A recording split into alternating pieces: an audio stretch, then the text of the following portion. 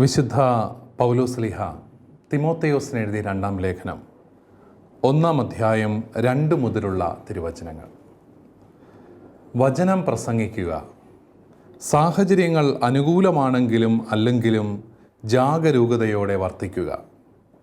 മറ്റുള്ളവരിൽ ബോധ്യം ജനിപ്പിക്കുകയും അവരെ ശാസിക്കുകയും ഉദ്ബോധിപ്പിക്കുകയും ചെയ്യുക. ക്ഷമ കൈവിടാതിരിക്കുകയും പ്രബോധനത്തിൽ ശ്രദ്ധിക്കുകയും ചെയ്യുക. ജനങ്ങൾ ഉത്തമമായ പ്രബോധനത്തിൽ സഹിഷ്ണുത കാണിക്കാത്ത കാലം വരുന്നു. കേൾവിക്ക് ഇമ്പമുള്ളവയിൽ ആവേശം കൊള്ളുകയാൽ അവർ തങ്ങളുടെ അഭിരുചിക്ക് ചേർന്ന പ്രബോധകരെ വിളിച്ചുകൂട്ടും. അവർ സത്യത്തിനു നേരെ ചെവിയടച്ച് കെട്ടുകഥകളിലേക്ക് ശ്രദ്ധ തിരിക്കും. നീയാകട്ടെ എല്ലാ കാര്യങ്ങളിലും സമചിത്തത പാലിക്കുക. കഷ്ടതകൾ സഹിക്കുകയും സുവിശേഷകൻ്റെ ജോലി ചെയ്യുകയും നിന്റെ ശുശ്രൂഷ നിർവഹിക്കുകയും ചെയ്യുക.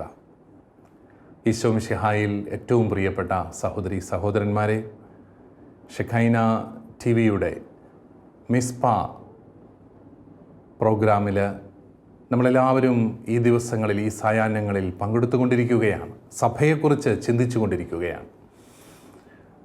നിങ്ങളെല്ലാവരെയും ദൈവം സമൃദ്ധമായി അനുഗ്രഹിക്കട്ടെ എന്ന് പ്രാർത്ഥിക്കുന്നു. സഭയോടുള്ള തീഷ്ണത ഈശോയോടുള്ള തീഷ്ണതയാണ്. സഭയെക്കുറിച്ചുള്ള തീഷ്ണത ഈശോയെക്കുറിച്ചുള്ള തീഷ്ണത തന്നെയാണ്. ഈ കോവിഡ് 1-ാം ഘട്ടമെല്ലാം കഴിഞ്ഞ് പീഡാനുഭവ വാരമൊക്കെ കഴിഞ്ഞപ്പോൾ ഞാൻ മനസ്സ് നിറഞ്ഞ് ദൈവത്തിന് നന്ദി പറയുകയായിരുന്നു. പള്ളിയിൽ വളരെ കുറച്ച് പേരെ വരാവൂ എന്ന് അച്ഛന്മാർ ആവർത്തിച്ച് പറഞ്ഞിട്ടും, വളരെ ശ്രദ്ധയോടുകൂടി മാത്രമേ പ്രവർത്തിക്കാവൂ എന്നൊക്കെ പറഞ്ഞിട്ടും ജനങ്ങൾ വളരെയേറെ പേര് കുർബാനയിൽ പങ്കെടുക്കുവാനായിട്ട് നിയമങ്ങൾ പാലിച്ചുകൊണ്ട് തന്നെ അനേകം കുർബാനകൾ വെച്ച് ആ കുർബാനയിൽ പങ്കെടുക്കുവാനായിട്ട്, അനേകർ കുമ്പസാരം എന്ന കൂദാശ സ്വീകരിക്കാനായിട്ടൊക്കെ ദാഹത്തോടെ വന്നു ചേർന്ന സമയം ഞാൻ ദൈവത്തിന് നന്ദി പറയുകയായിരുന്നു. എൻ്റെ മനസ്സ് ദൈവത്തിന് നന്ദി പറഞ്ഞു. ദൈവമേ, നീയാണ് ഈ ജനത്തെ എല്ലാം വിളിച്ചു കൂട്ടുക. വൈദികരും മെത്രാന്മാരും ഒക്കെ ജനങ്ങളോട് വളരെ കുറച്ച് മാത്രം വന്നാൽ മതി എന്ന് പറയുമ്പോഴും ജനങ്ങളുടെ ഉള്ളിൽ വിശ്വാസത്തിൻ്റെ ജ്വാല കൊടുത്തത് നീയാണ്. അതുകൊണ്ട് എളിമയോടെ നിൻ്റെ ജനത്തിന് ശുശ്രൂഷ ചെയ്യാൻ അനുഗ്രഹിക്കണമേ എന്ന് പ്രാർത്ഥിച്ച നാളുകളായിരുന്നു. ഇപ്പോൾ വീണ്ടും നമ്മൾ അല്പമൊക്കെ സങ്കടത്തോടു കൂടി ദേവാലയങ്ങളിൽ നിന്ന് വിട്ടുനിൽക്കാനായിട്ട് നിർബന്ധിതരായിരിക്കുകയാണ്. അതിൽ നമുക്ക് സങ്കടമുണ്ട്. കാരണം വളരെ നന്നായി കോവിഡ് പ്രതിരോധ പ്രവർത്തനങ്ങളൊക്കെ നടത്തി കേരളം അതിനെയെല്ലാം നല്ല രീതിയിൽ അതിജീവിച്ചു വന്ന ഒരു കാലഘട്ടം. പക്ഷേ വളരെ പെട്ടെന്ന് ഒരുപക്ഷേ രാഷ്ട്രീയ നേതൃത്വങ്ങളുടെയും ഭരണകൂടങ്ങളുടെയും ഒക്കെ അനുചിതമായ തീരുമാനങ്ങൾ കൊണ്ട് ഇലക്ഷനും ജനക്കൂട്ടങ്ങളും ആൾക്കൂട്ടങ്ങളും ഒക്കെ അനിയന്ത്രിതമായപ്പോൾ ഈ ഒരു രോഗം അനേകരിലേക്ക് പടർന്നു കയറുകയാണ്. നമ്മൾ വീണ്ടും ജാഗ്രത പാലിക്കണം. നമ്മൾ വീണ്ടും പ്രാർത്ഥിക്കണം. അതോടൊപ്പം എനിക്ക് തോന്നുന്നു നമ്മുടെ രാഷ്ട്രീയ നേതൃത്വവും ഭരണകൂടങ്ങളും എല്ലാം ഇന്ത്യയിലെ ജനങ്ങളോട് ക്ഷമ ചോദിക്കേണ്ട ഒരു കാലം കൂടിയാണിത്. ഇന്നലെ പത്രത്തിൽ വായിക്കുകയുണ്ടായി, ഹൈക്കോടതി ശാസിച്ചതുകൊണ്ട് മാത്രം ബംഗാളിലെ വമ്പൻ റാലികൾ അവർ മാറ്റിവെച്ചു. ഹൈക്കോടതി ശാസിച്ചില്ലായിരുന്നെങ്കിൽ ഇന്നും നാളെയും അടുത്ത ആഴ്ചയുമെല്ലാം അവിടെ വലിയ രാഷ്ട്രീയ നേതാക്കന്മാർ പങ്കെടുക്കുന്ന റാലികൾ നടക്കുമായിരുന്നു. അതിലൂടെ കോവിഡ് പടർന്നാലും അവർക്കാർക്കും ഒരു കുഴപ്പമില്ലായിരുന്നു. കാരണം ഇലക്ഷനാണല്ലോ വലുത്. ഇത്തരത്തിലുള്ള മനുഷ്യത്വരഹിതമായ നിലപാടുകളാണ് പലപ്പോഴും ജാഗ്രത കാട്ടുന്നതിൽ നിന്ന് ജനങ്ങളെ പിന്തിരിപ്പിക്കുന്നത് എന്നുകൂടി നമ്മൾ തിരിച്ചറിയണം. പള്ളികളിലും ആരാധനാലയങ്ങളിലും വലിയ നിയന്ത്രണങ്ങൾ ഏർപ്പെടുത്താനായിട്ട് വലിയ വ്യഗ്രത കാട്ടുന്ന നേതൃത്വം, പക്ഷേ രാഷ്ട്രീയ പാർട്ടികളുടെ പരിപാടികൾ വരുമ്പോൾ അതെല്ലാം മറക്കുകയാണ്. ഒരു അഭിമന്യ പിതാവിൻ്റെ മൃതസംസ്കാര ചടങ്ങിൽ പങ്കെടുക്കാൻ 1 വർഷം മുമ്പ് പോയപ്പോൾ അവിടെ മുഴുവൻ പോലീസ് വണ്ടികളായിരുന്നു. ആൾക്കാരെ നിയന്ത്രിക്കുന്നു. ആൾക്കാരെ ആരെയും കൃത്യ നമ്പർ മാത്രമേ അവർ സമ്മതിച്ചുള്ളൂ. പക്ഷേ പിറ്റേ ആഴ്ച ഒരു രാഷ്ട്രീയ നേതാവ് മരണമടഞ്ഞപ്പോൾ അവിടെ കണ്ട ജനക്കൂട്ടത്തെ നമ്മൾ വിലയിരുത്തുകയാണെങ്കിൽ, അയ്യോ, ഈ കോവിഡ് പള്ളികളിലും ആരാധനാലയങ്ങളിലും മാത്രമേ വരികയുള്ളൂ എന്ന ചെറിയ സംശയം സാധാരണ മനുഷ്യനുണ്ടാവുന്നു. അങ്ങനെയൊക്കെയാണ് അവർ ജാഗ്രത വേണ്ട എന്ന് വയ്ക്കുക. അതുകൊണ്ട് പ്രിയപ്പെട്ടവരെ, കാലഘട്ടത്തിൻ്റെ ഈ ഒരു ആവശ്യം മനസ്സിലാക്കി കൂടുതൽ ജാഗ്രതയോടെ പ്രവർത്തിക്കാനും ഒരുമിച്ച് നിന്ന് നമ്മൾ വേണ്ട രീതിയിലുള്ള കരുതലുകളെടുത്ത് ഈ ഒരു വിപത്തിനെ നേരിടാനും എല്ലാം നമ്മൾ ശ്രമിക്കണം. അതിന് നമ്മൾ ശ്രമിക്കുന്നു. തീർച്ചയായും ഈ പോരാട്ടത്തിലും നമ്മൾ വിജയിക്കും. ദൈവം നമ്മളെ സമൃദ്ധമായിട്ട് അനുഗ്രഹിക്കും. ദൈവമാണ് വിശ്വാസമെന്ന ദാനം വ്യക്തികളിൽ കൊണ്ടുവരുന്നതും വ്യക്തികളിലേക്ക് നൽകുന്നതും വ്യക്തികളെ ഒരു സഭയായി ഒരുമിച്ച് ചേർക്കുന്നതും. സഭയെന്ന് പറയുന്ന ഒരു ക്ലബ്ബല്ല, ഒരു സംഘടനയല്ല, ഒരു പ്രസ്ഥാനമല്ല. അത് ഈശോയുടെ മൗതിക ശരീരം തന്നെയാണ്. ഈശോയുടെ ശരീരമാണ് സഭ. അത് വിശ്വാസം ഇല്ലാത്തവർക്ക് എങ്ങനെയാണ് മനസ്സിലാവുക? ഈശോയുടെ തിരുശരീര രക്തങ്ങളിൽ പങ്കെടുത്തുകൊണ്ട് ഈശോയുടെ ശരീരമായിട്ട് മാറുന്ന വ്യക്തികളാണ് നമ്മൾ ഓരോരുത്തരും. കർത്താവിൻ്റെ വലിയ ഒരു കൃപയാണ് നമ്മളെ ഈ ഒരു കൂട്ടായ്മയിലേക്ക്, മൗതിക ശരീരമായ സഭ, ഈശോയുടെ മൗതിക ശരീരമായ സഭയിലേക്ക് നമ്മളെ നയിക്കുക. നമ്മൾ അതുകൊണ്ട് തന്നെ ഈ സഭയെ സ്നേഹിക്കണം. കാരണം ഈശോയും സഭയും രണ്ടും രണ്ടല്ല. നമുക്കറിയാം, വിശ്രുതയായ ജോവാൻ ഓഫ് ആർക്ക്, ധീരയായ വനിത, അവർ പീഡിപ്പിക്കപ്പെട്ടപ്പോൾ, അവരുടെ വിശ്വാസത്തെ പ്രതി അവർ പീഡിപ്പിക്കപ്പെട്ടപ്പോൾ, അവർ വിചാരണ കോടതിയിൽ നിൽക്കുമ്പോൾ, അവർ ആവർത്തിച്ച് ചോദിക്കുമ്പോൾ ജോവാൻ ഓഫ് ആർക്ക് പറയുന്ന ഒരു മറുപടിയുണ്ട്: ഈശോയും അവിടുത്തെ സഭയും അത് രണ്ടല്ല, ഒന്ന് തന്നെയാണ്. നിങ്ങളത് വ്യാഖ്യാനിച്ച് അത് വല്ലാതെ ആക്കാതിരുന്നാൽ മാത്രം മതി, സങ്കീർണമാക്കാതിരുന്നാൽ മാത്രം മതി. ഈശോയും അവൻ്റെ സഭയും ഒന്നു തന്നെയാണ്. ചിലപ്പോഴൊക്കെ നമ്മുടെ ചില ചെറുപ്പക്കാരെങ്കിലും പറഞ്ഞ് കേട്ടിട്ടുണ്ട്, എനിക്ക് ഈശോയെ ഇഷ്ടമാണ്, പക്ഷേ സഭയെ എനിക്ക് വലിയ ഇഷ്ടമൊന്നുമില്ല. പ്രിയപ്പെട്ടവരെ, ഈശോയും സഭയും രണ്ടല്ല, ഒന്ന് തന്നെയാണ്. എനിക്ക് ജീവിക്കുക സഭയാണ് എന്ന് പറയുമ്പോൾ എനിക്ക് ജീവിക്കുക ഈശോ തന്നെയാണ്. ഈശോയിൽ ജീവിക്കുക എന്നാൽ സഭയിൽ ജീവിക്കുക എന്നു തന്നെയാണ് അർത്ഥം. നമ്മൾ സ്വർഗത്തിൽ പോയാൽ നമ്മുടെ കൂടെ ഒരാളെങ്കിലും കാണുമെന്ന് പറയാറുണ്ട്. ഒറ്റയ്ക്കൊരു രക്ഷ സഭയിൽ നമ്മൾ മനസ്സിലാക്കുന്ന ഒന്നല്ല. ഒറ്റയ്ക്കൊറ്റയ്ക്ക് നമ്മളെ ഈശോ എങ്ങനെ രക്ഷിക്കുമെന്നുള്ളത് സഭയുടെ പാഠമല്ല. നമ്മളെല്ലാവരും ഒരു മൗതിക ശരീരത്തിൻ്റെ അംഗങ്ങളെന്നുള്ള നിലയിൽ നമ്മുടെ രക്ഷ അത് കൂട്ടായ്മയുടെ ഒരു അനുഭവമാണ്. സ്വർഗത്തിൽ പോയാൽ കൂടെ ഒരാളെങ്കിലും കാണും, നരകത്തിൽ പോയാൽ ആ പഞ്ചായത്തിലെ എല്ലാവരും കാണും എന്ന് പറയാറുണ്ട്. കാരണം തിന്മ വളരെ പെട്ടെന്ന് മനുഷ്യനെ സ്വാധീനിക്കും, നന്മ വളരെ കുറച്ചേ സ്വാധീനിക്കത്തുള്ളൂ. ഒരാളെങ്കിലും പക്ഷേ കാണും. അതുകൊണ്ട് നമുക്ക് ഒറ്റയ്ക്കുള്ള ഒരു രക്ഷയുടെ അനുഭവമല്ല, സഭയെ കർത്താവ് വീണ്ടെടുക്കുന്നു, സഭയായി കർത്താവ് രക്ഷയുടെ അനുഭവം നമുക്ക് നൽകുന്നു. അതുകൊണ്ട് തന്നെ സഭയെ സ്നേഹിക്കാൻ നമുക്ക് സാധിക്കണം.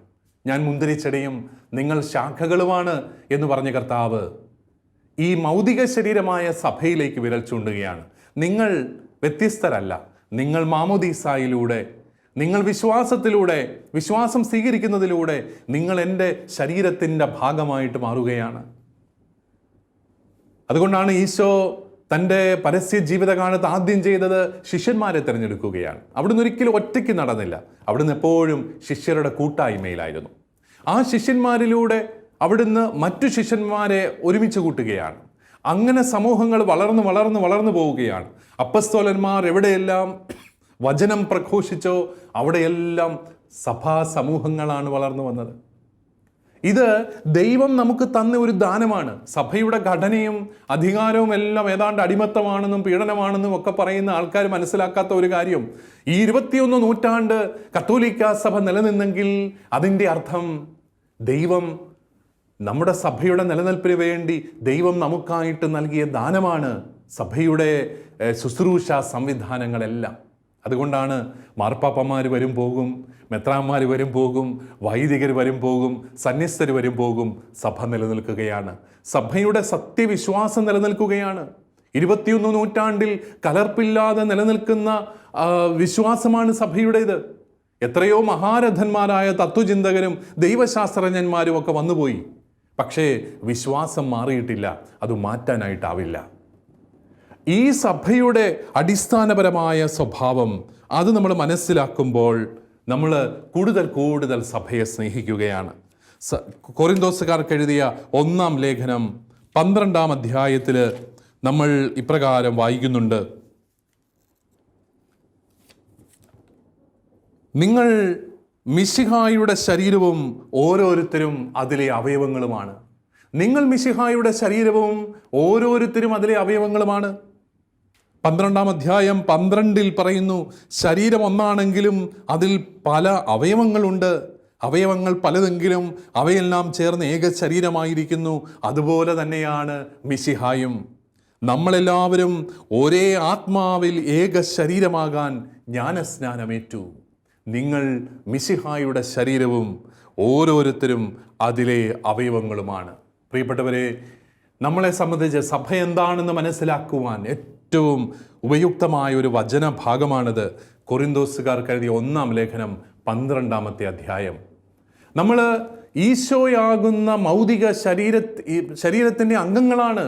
നമ്മളാണ് ഈശോയുടെ ശരീരം. അതുകൊണ്ടാണ് പറഞ്ഞത് ഈശോ മതി, സഭ വേണ്ട എന്നൊക്കെ പറയുമ്പോൾ അത് വളരെ വ്യക്തിപരമായ, വളരെ സ്വാർത്ഥമായ ഒരു രക്ഷയുടെ തലത്തിലേക്ക് നമ്മളെ നയിക്കുമെന്നല്ലാതെ കൂട്ടായ്മയിലൂടെയുള്ള രക്ഷയുടെ അനുഭവത്തിലേക്ക് നമ്മളെ നയിക്കുന്നില്ല. സഭയില്ലാത്ത ക്രിസ്തു കേവലം ഒരു സാമൂഹിക പരിഷ്കർത്താവോ അല്ലെങ്കിൽ ഒരു തത്വശാസ്ത്രജ്ഞനോ ഒരു സന്മാർഗശാസ്ത്രജ്ഞനോ മാത്രമാണ്, ഒരു ഗുരുവാണ്. അതിൻ്റെ അപ്പുറത്ത് ഈശോയല്ല. നമ്മൾ ആരാധിക്കുന്ന ഈശോ ദൈവമാണ്. സഭയെന്ന് പറയുന്നത് ആരാധനാ സമൂഹമാണ്. സഭയെ കർത്താവ് വിളിച്ചു കൂട്ടിയിരിക്കുന്നത് ഓരോരുത്തരും ഒറ്റയ്ക്കൊറ്റയ്ക്ക് എന്തെങ്കിലുമൊക്കെ ചെയ്തു പോകാനല്ല, ദൈവത്തെ ആരാധിക്കാൻ വേണ്ടിയിട്ടാണ്. ആരാധനാ സമൂഹമായി നമ്മളെ കർത്താവ് മാറ്റിയെടുത്തു. അതാണ് സഭയുടെ അടിസ്ഥാന ഭാവം. അതുകൊണ്ടാണ് കൂദാശകൾ നമുക്ക് പ്രധാനപ്പെട്ടതായിട്ട് മാറുന്നത്. അതുകൊണ്ടാണ് പള്ളിയിൽ വന്ന് ഒരുമിച്ചുള്ള ആരാധന നമുക്ക് പ്രധാനപ്പെട്ടതായിട്ട് മാറുന്നത്. എന്തുകൊണ്ടാണ്? എനിക്ക് വീട്ടിലിരുന്ന് പ്രാർത്ഥിച്ചാൽ പോരെ, ടി വിയിലെ കുർബാനയിൽ അങ്ങ് പങ്കെടുത്താൽ പോരെ, അല്ലെങ്കിൽ തന്നെ ഇരുന്ന് അങ്ങ് പ്രാർത്ഥിച്ചാൽ പോരെ എന്നൊക്കെ ചോദിക്കുമ്പോൾ മറുപടി ഇതാണ്: നീ ക്രിസ്തുവിൻ്റെ ഭൗതിക ശരീരത്തിൻ്റെ ഭാഗമാണെങ്കിൽ ഒരുമിച്ച് ആരാധിക്കുമ്പോഴാണ് ഈ ക്രിസ്തുവിൻ്റെ ശരീരം ഏറ്റവും സജീവമായിട്ട് മാറുക. അതുകൊണ്ട് ക്രിസ്തുവിൻ്റെ ഭൗതിക ശരീരം സജീവമാകുന്നത് ഈ ആരാധനയിലാണ്. ആരാധനാ സമൂഹമാണ് നമ്മൾ. അതുകൊണ്ടാണ് നമുക്ക് ദേവാലയത്തിൽ ഒരുമിച്ച് കൂടിയുള്ള ആരാധന ഏറ്റവും പ്രിയപ്പെട്ടതായിട്ട് മാറുന്നത്. അതുകൊണ്ട് ഈ കോവിഡ് കാലത്താണെങ്കിലും പരിമിതികളുണ്ടെങ്കിലും പ്രിയപ്പെട്ടവരെ, ഞായറാഴ്ച എല്ലാവർക്കും കൂടെ ദേവാലയത്തിൽ പോകാൻ പറ്റിയില്ലെങ്കിലും ഏതെങ്കിലും ഒരു ദിവസം കുഞ്ഞുങ്ങളെയൊക്കെ കൂട്ടി നിയമങ്ങളൊക്കെ പാലിച്ചുകൊണ്ട് ദേവാലയത്തിൽ പോയി പങ്കെടുക്കുവാനായിട്ട് നമ്മൾ പരിശ്രമിക്കേണ്ടതായിട്ടുണ്ട്. കാരണം നമ്മുടെ അടുത്ത തലമുറയ്ക്ക് ഈ ആരാധനയുടെ ഭാവം നഷ്ടപ്പെടാനായിട്ട് നമ്മൾ അനുവദിക്കരുത്. അവരതിനെ സ്നേഹിക്കണം, അവരതിനെ ഇഷ്ടപ്പെടണം, അതിനെ ഇഷ്ടപ്പെട്ട് ആ സ്നേഹത്തിൻ്റെ അനുഭവത്തിൽ വളർന്നു വരണം. നമ്മൾ ആരാധിക്കുന്നത് ദൈവമായ കർത്താവിനെയാണ്. അങ്ങനെ ആരാധിക്കുന്ന ഒരു സമൂഹം എന്നുള്ള നിലയിലാണ് നമ്മുടെ വ്യക്തിത്വം എന്ന് നമ്മൾ മനസ്സിലാക്കുകയുണ്ടായി. അങ്ങനെ ആരാധിച്ച് കൂദാശകളാൽ വിശുദ്ധീകരിക്കപ്പെട്ട് ഒരു സമൂഹമായിട്ട് മാറുമ്പോഴാണ് നമ്മൾ ലോകത്തെ വിശുദ്ധീകരിക്കുന്ന സമൂഹമായിട്ട് മാറുക. നിങ്ങൾക്കറിയാം, പഴയ നിയമത്തിലാണെങ്കിലും തിരഞ്ഞെടുക്കപ്പെട്ട ജനമായി ഒരു സമൂഹത്തെ ദൈവം മാറ്റി നിർത്തുന്നുണ്ട്. എന്തിനാ? അവരിലൂടെ ലോകത്തെ മുഴുവൻ രക്ഷിക്കാൻ. അവരെ ദൈവം വിശുദ്ധീകരിക്കുന്നുണ്ട്, അവർക്ക് കൽപ്പനകൾ നൽകുന്നുണ്ട്, അവർക്ക് പ്രത്യേകമായ പ്രമാണങ്ങൾ നൽകുന്നുണ്ട്. അതെല്ലാമാണല്ലോ നമ്മൾ പഴയ നിയമത്തിൽ വായിക്കുക. പുതിയ നിയമത്തിൽ ഈശോയിലൂടെയും ഒരു പുതിയ ജനതയെ, തിരഞ്ഞെടുക്കപ്പെട്ട ഒരു ജനതയെ കർത്താവ് തിരഞ്ഞെടുക്കുന്നു. അതിൻ്റെ ഭാഗമാണ് നമ്മൾ ഓരോരുത്തരും. നമ്മളതെപ്പോഴും നമ്മുടെ മനസ്സിലുണ്ടാവണം. നമ്മൾ തിരഞ്ഞെടുക്കപ്പെട്ടവരാണ്. എന്തുകൊണ്ടാണ് എനിക്ക് ഇഷ്ടമുള്ളതുപോലെ ജീവിക്കാൻ പറ്റാത്തത്? എന്തുകൊണ്ടാണ് എനിക്ക് അധാർമികമായിട്ട് ജീവിക്കാൻ പറ്റാത്തത്? എന്തുകൊണ്ടാണ് എല്ലാവരും പണം ഉണ്ടാക്കുന്നത് പോലെ എനിക്കത് സാധിക്കാത്തത്? എന്തുകൊണ്ടാണ് എൻ്റെ കുടുംബജീവിതത്തിൽ ഞാൻ വിശ്വസ്തത പുലർത്തേണ്ടത്? എനിക്കിഷ്ടമില്ലെങ്കിലും ഞാൻ എന്തുകൊണ്ടാണ് ഒരു ബന്ധത്തിൽ, പ്രത്യേകിച്ച് കർത്താവിൻ്റെ അൾത്താരയുടെ മുമ്പിൽ ഒന്നാക്കപ്പെട്ട ഒരു ബന്ധത്തിൽ നിലനിൽക്കേണ്ടി വരുന്നത് ചോദിച്ചാൽ മറുപടി ഇത്രമാത്രം: നീ തിരഞ്ഞെടുക്കപ്പെട്ടവനാണ്, നീ വേർതിരിക്കപ്പെട്ടവനാണ്, നീ മാമോദീസ സ്വീകരിച്ച് പ്രവേശക കൂദാശകൾ സ്വീകരിച്ച് ഈശോ മിശിഹായുടെ ഭൗതിക ശരീരത്തിൻ്റെ അംഗമായി മാറിയവളാണ്. അതുകൊണ്ട് ആ ഒരു ദൗത്യബോധം എനിക്കുണ്ടാവണം. ഞാൻ മിശിഹായുടെ മൗതിക ശരീരത്തിൻ്റെ അംഗമാണ്. പ്രിയപ്പെട്ടവരെ, ഈ ഒരു കാഴ്ചപ്പാട് അടിസ്ഥാനപരമായി നമുക്ക് നഷ്ടപ്പെട്ട് കഴിഞ്ഞാൽ ഞാനും എൻ്റെ ഈശോയും തമ്മിലുള്ള ഒരു വ്യക്തിപരമായ ബന്ധം, അത് എൻ്റെ സംതൃപ്തിക്ക്, എൻ്റെ കാര്യങ്ങളെല്ലാം നടത്തിത്തരാൻ എൻ്റെ ഈശോ വരുന്നു. ഈശോ ഒരു മാജിക് പെട്ടിയുമായിട്ട് വരുന്നു, ഒരു അത്ഭുത പെട്ടിയുമായിട്ട് വരുന്നു. ഞാൻ ചോദിക്കുന്നതെല്ലാം ആ പെട്ടിയിൽ നിന്ന് എനിക്ക് എടുത്തു തരുന്നു. അതിൻ്റെ അപ്പുറത്ത് അനുഗ്രഹങ്ങൾ തരുന്ന ദൈവത്തെ അല്ലാതെ നമുക്ക് സഹനങ്ങളിലൂടെ ലോകത്തെ വിശുദ്ധീകരിക്കുന്ന ഈശോ മിശിഹായെ കാണാൻ നമുക്ക് കഴിയാതെ പോകും. നമ്മുടെ ഓരോരുത്തരുടെയും സഹനം ഈശോയ്ക്ക് ആവശ്യമാണ് രക്ഷയുടെ അനുഭവത്തിൽ ലോകത്തെ മുഴുവൻ രക്ഷിക്കാൻ. ആ കാഴ്ചപ്പാടുകളൊക്കെ കിട്ടണമെങ്കിൽ സഭ എന്താണെന്ന് നമ്മൾ അറിയണം. പലപ്പോഴും നമ്മുടെ സഭ സമൂഹ മധ്യത്തിലൊക്കെ ആക്രമിക്കപ്പെടുമ്പോൾ എന്തേരം തെറ്റുധാരണകളാണ് സഭയെക്കുറിച്ച് പരത്തപ്പെടുക. സഭയുടെ ഭൗതികമായ ഘടനയെക്കുറിച്ച് തെറ്റുധരിപ്പിച്ചാണ് പലപ്പോഴും ജനങ്ങളെ സഭയിൽ നിന്ന് അകറ്റുക. ജനങ്ങൾക്ക് സഭയെക്കുറിച്ചുള്ള മതിപ്പ് കളയാനായിട്ടുള്ള പരിശ്രമങ്ങൾ. നമ്മൾ ഓർക്കണം, ഫുൾട്ടൻ ജെ ഷീൻ പറഞ്ഞ, archbishop Fulton J Sheen വിഖ്യാതനായ പ്രഭാഷകൻ, അദ്ദേഹം ഒരിക്കൽ പറയുകയുണ്ടായി, ജനം ഒരിക്കലും സഭയെ അല്ല വെറുക്കുക, മറിച്ച് സഭയെക്കുറിച്ച് തെറ്റിദ്ധരിപ്പിക്കപ്പെടുന്ന കാര്യങ്ങളെയാണ് അവർ വെറുക്കുന്നത്. സഭയിൽ ഉണ്ടെന്നും പറഞ്ഞ് മറ്റുള്ളവർ തെറ്റിദ്ധരിപ്പിക്കുന്ന കുറച്ച് കാര്യങ്ങളുണ്ട്, അതാണ് അവർ വെറുക്കുന്നത്, സഭയല്ല. അതുകൊണ്ട് സഭയെ അറിയുക എന്നുള്ളതാണ് ഏറ്റവും പ്രധാനം. ഈ അടുത്ത നാളിൽ നമ്മുടെ യുവജനങ്ങളുമായിട്ട് സംവദിക്കുന്ന ഒരു സമയത്ത് ഒരു പെൺകുട്ടി എന്നോട് ചോദിക്കുകയുണ്ടായി, പിതാവേ, സ്കൂളിൽ ചെല്ലുമ്പോൾ, കോളേജിൽ ചെല്ലുമ്പോൾ ഒക്കെ ഒത്തിരിയേറെ വിമർശനങ്ങൾ ഞങ്ങൾ കേൾക്കുന്നു, സഭയെക്കുറിച്ച് ഞങ്ങൾ എന്താണ് ചെയ്യേണ്ടത്? ഞാൻ അവളോട് പറഞ്ഞു, മോളെ, അത് കേൾക്കും, അത് പണ്ടുണ്ടായിരുന്നു, ഇന്നുണ്ട്, അത് നാളെയും ഉണ്ടാവും. ഈ വിമർശനത്തിൻ്റെ, തെറ്റിദ്ധാരണകളുടെ ഒരു പരമ്പര തന്നെ ഉണ്ടാവും. കാരണം ലോകത്തെ രക്ഷിക്കാൻ ദൈവം തിരഞ്ഞെടുത്ത മാർഗമാണ് സഭയെങ്കിൽ ഈ രക്ഷ ഇവിടെ നടക്കരുതെന്ന് ആഗ്രഹിക്കുന്ന എല്ലാ ശക്തികളും അതിനെ പരാജയപ്പെടുത്താൻ ശ്രമിച്ചുകൊണ്ടേയിരിക്കും. അതുകൊണ്ട് നീ ചെയ്യേണ്ട ഒരേ ഒരു കാര്യം, സഭയുടെ നന്മകളെക്കുറിച്ചുള്ള അവബോധം നിനക്കുണ്ടാവണം. സഭയെ സംരക്ഷിക്കാൻ സഭയെ സ്നേഹിച്ചാൽ മാത്രം മതി, സഭയെ അറിഞ്ഞാൽ മാത്രം മതി. സഭയുടെ നന്മകളെക്കുറിച്ചുള്ള അവബോധം നമ്മളെ കരുത്തുള്ളവരാക്കും, അതുമാത്രം മതി. നമ്മളെ പലപ്പോഴും ഭർസിക്കുന്നവർ, നമ്മളെ വിമർശിക്കുന്നവർ, അവർക്ക് സഭയുടെ അടിസ്ഥാന സ്വഭാവം അവർക്ക് മനസ്സിലാക്കാനാവില്ല. അവർക്ക് മനസ്സിലാക്കാനാവില്ല എന്നുള്ളത് വാസ്തവമാണ്. കാരണം വിശ്വാസമുള്ളവന് മാത്രമേ ഇതൊക്കെ മനസ്സിലാക്കാനായിട്ട് സാധിക്കത്തുള്ളൂ. ഒരു വൈദികൻ്റെയും സന്യസ്തയുടെയും സമർപ്പിതൻ്റെയും ഒക്കെ ജീവിതം മാത്രം എടുത്തു നോക്കുക. ഒന്നും നേടാതെ ജീവിതം സമർപ്പിക്കാൻ തയ്യാറാകുന്ന നൂറുകണക്കിന് ചെറുപ്പക്കാർ ഇന്നും ഈ സഭയിലുണ്ടെന്ന് പറഞ്ഞാൽ ഭൗതികമായിട്ട് ചിന്തിക്കുന്ന, ലൗകികമായിട്ട് മാത്രം ചിന്തിക്കുന്ന ആർക്കാണത് മനസ്സിലാവുക? അവരെല്ലാം ചിന്തിക്കുന്നത് ഇവർക്കൊക്കെ എന്തെങ്കിലും നേട്ടം ഉണ്ടാവും, ഇവർക്കൊക്കെ എന്തെങ്കിലും ഭൗതിക നേട്ടം കിട്ടിക്കാണും. നമ്മൾ ഓർക്കണം, നമ്മുടെ സഭയിൽ കുറവുകൾ ഒത്തിരിയുണ്ട്. നമ്മളാരും കുറവുകളില്ലാത്ത ഒരു സമൂഹമാണ് ഇതെന്ന് നമ്മളാരും പറയുന്നില്ല. നിങ്ങൾ സ്നേഹിക്കേണ്ടത് ഒരു കുറവുകളുമില്ലാത്ത പരിപൂർണമായ ഒരു സഭയല്ല, കുറവുകളുള്ള ഒരു സഭയെ തന്നെയാണ്. കുറവുകളുണ്ട്, പാപമുണ്ട്, പക്ഷേ മാനസാന്തരത്തിനു വേണ്ടിയിട്ടുള്ള നിരന്തര പരിശ്രമങ്ങളുള്ള കൂട്ടായ്മയാണ് ഈ സഭ. സഭയെന്ന് പറയുന്നത് വിശുദ്ധരുടെ മ്യൂസിയമല്ല, മറിച്ച് പാപികളുടെ ആതുരാലയമാണെന്ന് ഫ്രാൻസിസ് മാർപ്പാപ്പ പറഞ്ഞത് ഞാൻ പ്രത്യേകമായിട്ട് ഓർക്കുകയാണ്. പാപികളുടെ ആതുരാലയമാണ് സഭ. നമ്മുടെ എല്ലാ ദേവാലയങ്ങളിലും കുമ്പസാരക്കൂടുകളുണ്ട്. എന്തിനാ? പാപികളുണ്ട്. വൈദികരും മെത്രാന്മാരും സന്യസ്തരും എല്ലാവരും കുമ്പസാരിക്കും. കാരണം നമ്മളെല്ലാം പാപികളാണ്, നമ്മളെല്ലാം ദൗർബല്യങ്ങളുള്ളവരാണ്, നമ്മളെല്ലാം കുറവുകളുള്ളവരാണ്. പക്ഷേ ഈ കുറവുകളും ഈ ദൗർബല്യങ്ങളും ഒക്കെ ഉണ്ടെങ്കിലും കർത്താവിൻ്റെ മാർഗത്തിൽ, കർത്താവിൻ്റെ കുരിശിൻ്റെ വഴിയിൽ വിശ്വസ്തയോടെ ചരിക്കാൻ ആഗ്രഹിക്കുന്ന ലക്ഷക്കണക്കിന് ആൾക്കാരുടെ കൂട്ടായ്മയാണ് സഭ.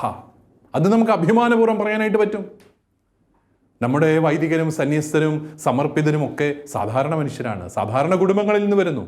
10 വർഷം ദൈവശാസ്ത്രവും തത്വശാസ്ത്രവും പഠിച്ചെന്നോ അല്ലെങ്കിൽ ഒരു പ്രത്യേക പരിശീലന പദ്ധതിയിലൂടെ കടന്നുപോയെന്നോ വിചാരിച്ചുകൊണ്ട് അവരുടെ എല്ലാ വ്യക്തിപരമായ ദൗർബല്യങ്ങളും മാറിയെന്നോ അവരുടെ വ്യക്തിത്വം എല്ലാം കുറവുകളില്ലാത്തതായി മാറിയെന്നോ ഒന്നും നമ്മളാരും വിശ്വസിക്കുന്നില്ല. നമ്മളാരും അത് ആരോടും അവകാശപ്പെടുന്നുമില്ല. അവരുടെ കൂട്ടത്തിൽ ചിലരെങ്കിലുമൊക്കെ ചിലർക്കെങ്കിലും വീഴ്ചകൾ വരാം, ചിലരെങ്കിലും വഴിതെറ്റിപ്പോകാം. ചിലർക്ക് മാനസിക ദൗർബല്യങ്ങൾ കൂടി 10,000-കണക്കിന് ഒരാൾ ചിലപ്പോൾ ഒരു ആത്മഹത്യ ചെയ്തെന്ന് വരാം. ദൗർഭാഗ്യകരമായ സാഹചര്യങ്ങളൊക്കെ ഉണ്ടാവാം. പക്ഷേ അതിനെയൊക്കെ പർവ്വതീകരിച്ച് അതിനെയൊക്കെ പരമാവധി സമൂഹത്തിൽ അതിന് മാത്രം ആ കുറവുകൾക്കും ദൗർബല്യങ്ങൾക്കും വീഴ്ചകൾക്കും മാത്രം പ്രാധാന്യം കൊടുത്ത് അവതരിപ്പിച്ച് ഈ സഭ മുഴുവനും ഇങ്ങനെയാണെന്ന് തെറ്റിദ്ധരിപ്പിക്കുന്ന ശക്തികൾ അവർ വളരെ ജാഗ്രതയോടുകൂടി ഇത്തരം പ്രവർത്തനങ്ങൾ വളരെ ശക്തിയോടുകൂടി അവർ ചെയ്യുന്നു എന്നുള്ളതാണ് പലപ്പോഴും നമ്മുടെ സമൂഹത്തെ തെറ്റിദ്ധരിപ്പിക്കാനായിട്ടിടയാവുക. 10,000-കണക്കിന് സമർപ്പിതർ നമുക്കുണ്ട്. പക്ഷേ നമുക്ക് അവർ ചെയ്യുന്ന ശുശ്രൂഷകളെക്കുറിച്ച് അറിയാവോ? അതാണ് ചോദ്യം. ക്രിസ്ത്യാനിക്ക് അറിയാമോ സഭയുടെ നന്മകൾ, വിശ്വാസത്തിൻ്റെ നന്മകൾ, വിശ്വാസ സമൂഹത്തിൻ്റെ നന്മകൾ നമ്മുടെ കൂട്ടത്തിൽ എത്ര പേർക്കറിയാം? അതാണ് ചോദ്യം. അവിടെയാണ് നിനക്ക് നിൻ്റെ സഭയെക്കുറിച്ചും നിൻ്റെ വിശ്വാസത്തെക്കുറിച്ചും അഭിമാനിക്കാൻ സാധിക്കുന്നുണ്ടോ എന്നുള്ള ചോദ്യത്തിന് പ്രസക്തി ഉണ്ടാവുന്നത്. Are we really proud of our faith? വിശ്വാസത്തെക്കുറിച്ച് അഭിമാനബോധമുണ്ടോ? ഇത് രക്ഷയിലേക്ക് നയിക്കുന്ന ഏകമാർഗമാണെന്നുള്ള ബോധ്യം നിനക്കുണ്ടോ? ആ രക്ഷയിലേക്ക് നയിക്കുന്ന ഏകമാർഗമാണെങ്കിൽ എന്തു വില കൊടുത്തും ഈ വിശ്വാസത്തിൽ ഉറച്ചു നിൽക്കണമെന്നും ആ വിശ്വാസത്തിൽ ഉറച്ചു നിൽക്കണമെങ്കിൽ ഈശോ മിശിഹായുടെ മൗതിക ശരീരമായ സഭയുടെ ഭാഗമാകണമെന്നുമുള്ള ഒരു വലിയ ബോധ്യം നമുക്കുണ്ടോ? നമ്മുടെയൊക്കെ ചില കുഞ്ഞുങ്ങളെങ്കിലും മറ്റു മതങ്ങളിലേക്ക് വിശ്വാസങ്ങളിലേക്കൊക്കെ പോകുന്നുവെന്ന് പറഞ്ഞ് അവരുടെ മാതാപിതാക്കളുടെ കണ്ണുനീരും വിലാപവും എല്ലാം നമ്മൾ കണ്ടുകൊണ്ടിരിക്കുന്നുണ്ട്. അവിടെയെല്ലാം നമ്മൾ ചിന്തിക്കേണ്ട ഒരു കാര്യം, എന്തുകൊണ്ട് നമുക്ക് ഈ കുഞ്ഞുങ്ങളെ ബോധ്യപ്പെടുത്തി എടുക്കാൻ സാധിക്കുന്നില്ല ഈശോ മിശിഹ ഏകരക്ഷകനാണെന്ന്, ഉപേക്ഷിക്കാവുന്നതല്ലെന്ന്? അതൊരു വളരെ പ്രസക്തമായ ചോദ്യമാണ് പ്രിയപ്പെട്ടവരെ. വിശ്വാസത്തെക്കുറിച്ച് അഭിമാനമുള്ളവനെ അത് സാധിക്കത്തുള്ളൂ. നമ്മളൊക്കെ അറിയാതെ ചെയ്യുന്ന ഒരു വലിയ തെറ്റുണ്ട്. നമ്മുടെയൊക്കെ കുടുംബങ്ങളിൽ ഈ കുഞ്ഞുങ്ങളൊക്കെ കേൾക്കെ നമുക്ക് സഭയെക്കുറിച്ച് നല്ല കാര്യങ്ങളൊന്നും പറയാനില്ല. നമ്മൾ പറയുന്നത് മുഴുവൻ കുറ്റങ്ങളും കുറവുകളും വിമർശനങ്ങളും പിന്നെ ചാനലുകളിലെ ചർച്ചകളും ഒക്കെയാണ്. ഇത് കേട്ട് കേട്ട് കേട്ട് കേട്ട് ഈ കുഞ്ഞുങ്ങളുടെ മനസ്സ് വിശ്വാസത്തിൽ നകന്നുപോയെങ്കിൽ, ഇതിലൊന്നും ഒരു കാര്യവുമില്ല എന്ന് നമ്മുടെ മക്കൾ ചിന്തിച്ചെങ്കിൽ അതിന് അവരെ കുറ്റം പറയാനായിട്ടുണ്ടോ? വിശ്വാസം ജീവനേക്കാളും വലുതാണെന്നുള്ള ബോധ്യം കൊടുക്കേണ്ടത് ആരായിരുന്നു? ആദിമ ക്രൈസ്തവ സമൂഹത്തിൻ്റെ ജീവിതത്തിൽ അവർക്ക് ജീവനൊന്നും ഒരു പ്രശ്നമല്ലായിരുന്നു. ജീവൻ പോയാലും ഞങ്ങൾക്ക് വിശ്വാസം സംരക്ഷിക്കണമെന്നുള്ള വലിയ തീക്ഷ്ണതയുണ്ടായിരുന്നത് കൊണ്ട് അവര് ഭൂഗർഭാലയങ്ങളിൽ അവരൊരുമിച്ച് കൂടി പ്രാർത്ഥിച്ചു. അവർ ഞായറാഴ്ച ആചരണം ഒരിക്കലും അവർ മുടക്കിയില്ല. അവര് ഉത്ഥാനത്തിലുള്ള വലിയ പ്രതീക്ഷയോടുകൂടി രക്തസാക്ഷികളായ ഇവരുടെ മൃതദേഹങ്ങളൊക്കെ റോമിലെ കാറ്റക്കോമ്പിൽ സൂക്ഷിച്ചിരിക്കുന്നു. ഇന്നും നമുക്ക് കാണാം ഒരു വലിയ പട്ടണം പോലെ, ഭൂഗർഭാലയത്തിൽ ഒരു വലിയ പട്ടണം പോലെ വിശ്വാസ പ്രകരണങ്ങളാൽ നിറച്ച് അവരവിടെ ഒരു വലിയ കൂടാരമുണ്ടാക്കിയിരിക്കുകയാണ്. ഉത്ഥാനത്തിൽ കർത്താവ് എല്ലാവരെയും ശരീരങ്ങൾക്ക് ഉയർപ്പും ആത്മാക്കൾക്ക് രക്ഷയും നൽകുമെന്നുള്ള വലിയ വിശ്വാസത്തിൽ അവരെല്ലാവരെ വിശ്വാസത്തിൻ്റെ അനുഭവത്തിൽ അവരെ അടക്കിയിരിക്കുകയാണ്. എന്തോ ഒരു വലിയ രക്തസാക്ഷിത്വത്തിൻ്റെ അനുഭവത്തിലൂടെ ആദ്യ 4 നൂറ്റാണ്ടുകൾ ഈ ക്രൈസ്തവ വിശ്വാസികൾ കടന്നുപോയി. പക്ഷേ വിശ്വാസം ത്യജിച്ചില്ല. ശക്തിയോടുകൂടി അവർ വിശ്വാസത്തിൽ നിലനിന്നു.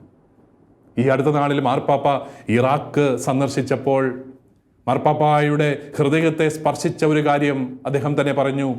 ഇത്രമാത്രം പീഡനങ്ങളുടെ നടുവിൽ ഈ ക്രൈസ്തവർ വിശ്വാസം ഉപേക്ഷിക്കാതെ പിടിച്ചു നിന്നെങ്കിൽ പരിശുദ്ധാത്മാവിൻ്റെ വലിയ കൃപയോട് അവർ ശക്തമായി സഹകരിച്ചു എന്ന് തന്നെയാണ് അതിൻ്റെ അർത്ഥം.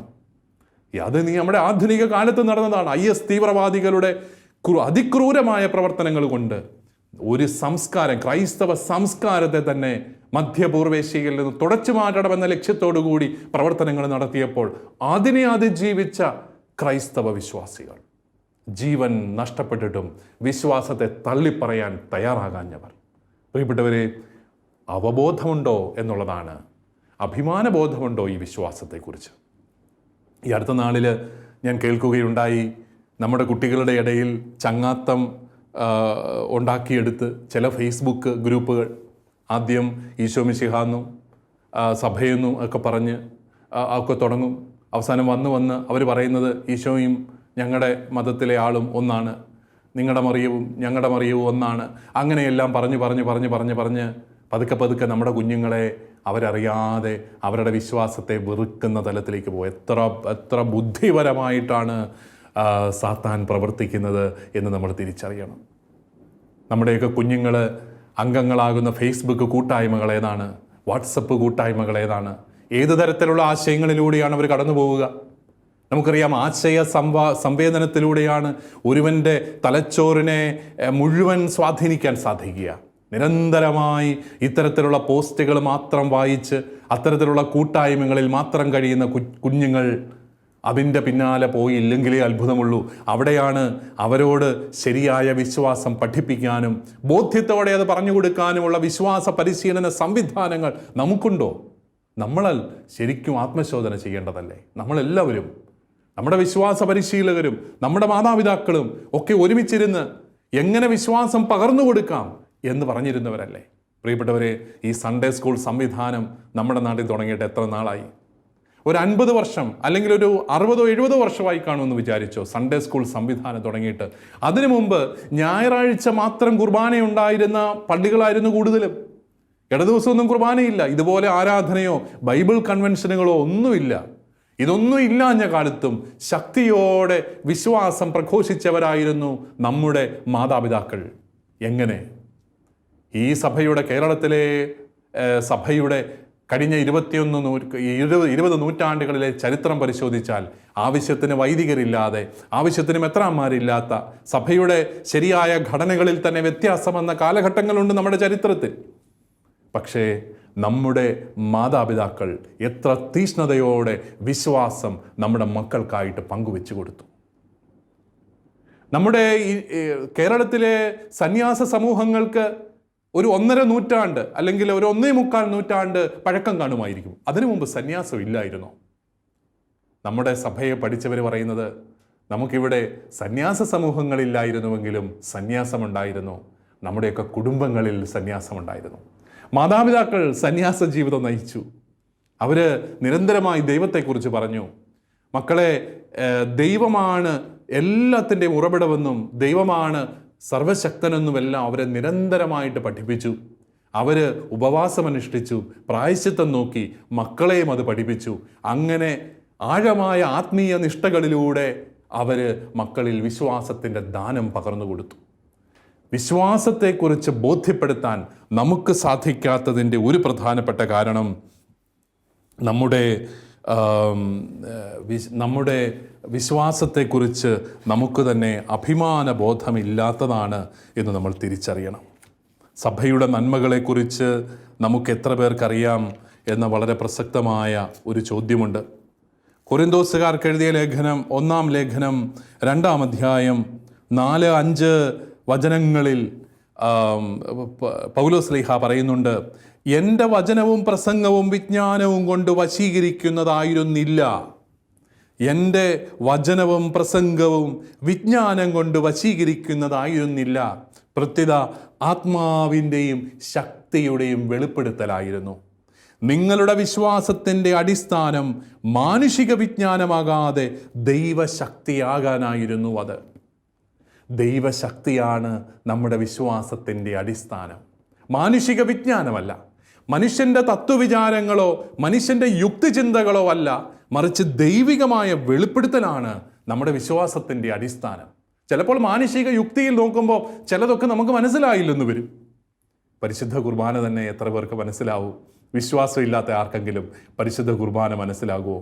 നമ്മുടെ നാവിൽ അലിയുന്ന ഒരു കുഞ്ഞപ്പത്തിൻ്റെ രൂപത്തിൽ സർവശക്തനായ ദൈവം നമ്മളിലേക്ക് കടന്നു വരുന്നു. അത് ദൈവിക ജ്ഞാനമാണ്, അത് മാനുഷിക യുക്തിയല്ല. സഭയിലെ കൂതാശകൾ ആർക്കെങ്കിലും മനസ്സിലാവുമോ? വിശ്വാസമില്ലാത്തവർക്ക് പ്രത്യേകിച്ച് മനസ്സിലാവുമോ? നമുക്ക് തന്നെ മുഴുവൻ മനസ്സിലാകുന്നില്ല. പക്ഷേ നമ്മളത് സ്വീകരിക്കുന്നത് മാനുഷിക യുക്തി കൊണ്ടല്ല, ദൈവികമായ വെളിപ്പെടുത്തലിനെ സ്നേഹത്തോടെ ഒരു ഭക്തിയുടെ ഭാവത്തിൽ നമ്മൾ സ്വീകരിക്കുന്നത് കൊണ്ടാണ്, മാനുഷികമായ യുക്തിയുടെ തലങ്ങളിലല്ല. അതുകൊണ്ട് തന്നെ ഈ സഭയുടെ വിശ്വാസത്തെക്കുറിച്ച് അഭിമാനിക്കാൻ നമുക്ക് സാധിക്കണം. സഭയുടെ വിശ്വാസം അത് നമ്മളെ ഏറ്റവും സ്വാതന്ത്ര്യത്തിലേക്ക് നയിക്കുന്ന, മാനുഷികതയിലേക്ക് നയിക്കുന്നതാണ് എന്നുള്ളൊരു തിരിച്ചറിവുണ്ടാവണം. പ്രിയപ്പെട്ടവരെ, എവിടെയെല്ലാം ക്രൈസ്തവ സഭയുണ്ടോ അവിടെയെല്ലാം ചുറ്റോട് ചുറ്റുമുള്ള നാനാജാതി മതസ്ഥരുടെ ഭൗതികവും ആത്മീയവും ബൗദ്ധികമായ ഉയർച്ചയ്ക്ക് വേണ്ടി നമ്മൾ പ്രവർത്തിക്കുന്നുണ്ട്. എന്തുകൊണ്ടാണ്? നമ്മുടെ വിശ്വാസം നമ്മളെ നിർബന്ധിക്കുന്നത് കൊണ്ടാണ്. അവിശ്വാസിയെ കൊല്ലണമെന്നും അവിശ്വാസിയെ നശിപ്പിച്ചാൽ നിനക്ക് സ്വർഗം കിട്ടുമെന്നും പഠിപ്പിക്കുന്നതല്ല നമ്മുടെ വചനം. മറിച്ച് അവിശ്വാസിക്കും നിന്റെ ദൈവത്തിൻ്റെ സ്നേഹം പകർന്നു കൊടുക്കുക, അവനെയും നീ ആദരിക്കുക, അവനും നീ വിദ്യാഭ്യാസം കൊടുക്കുക, അവനും നീ ആരോഗ്യ പരിരക്ഷ കൊടുക്കുക.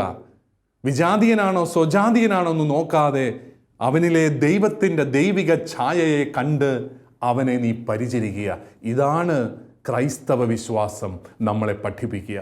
അതിൻ്റെ ഒരു മഹത്വവും മഹിമയുമാണ് നമ്മുടെ ഈ ലോകത്തിൻ്റെ വിവിധ ഭാഗങ്ങളിൽ സംസ്കാരങ്ങളെ പോലും പ്രകാശിപ്പിച്ചതെന്ന് നമുക്കറിയാം.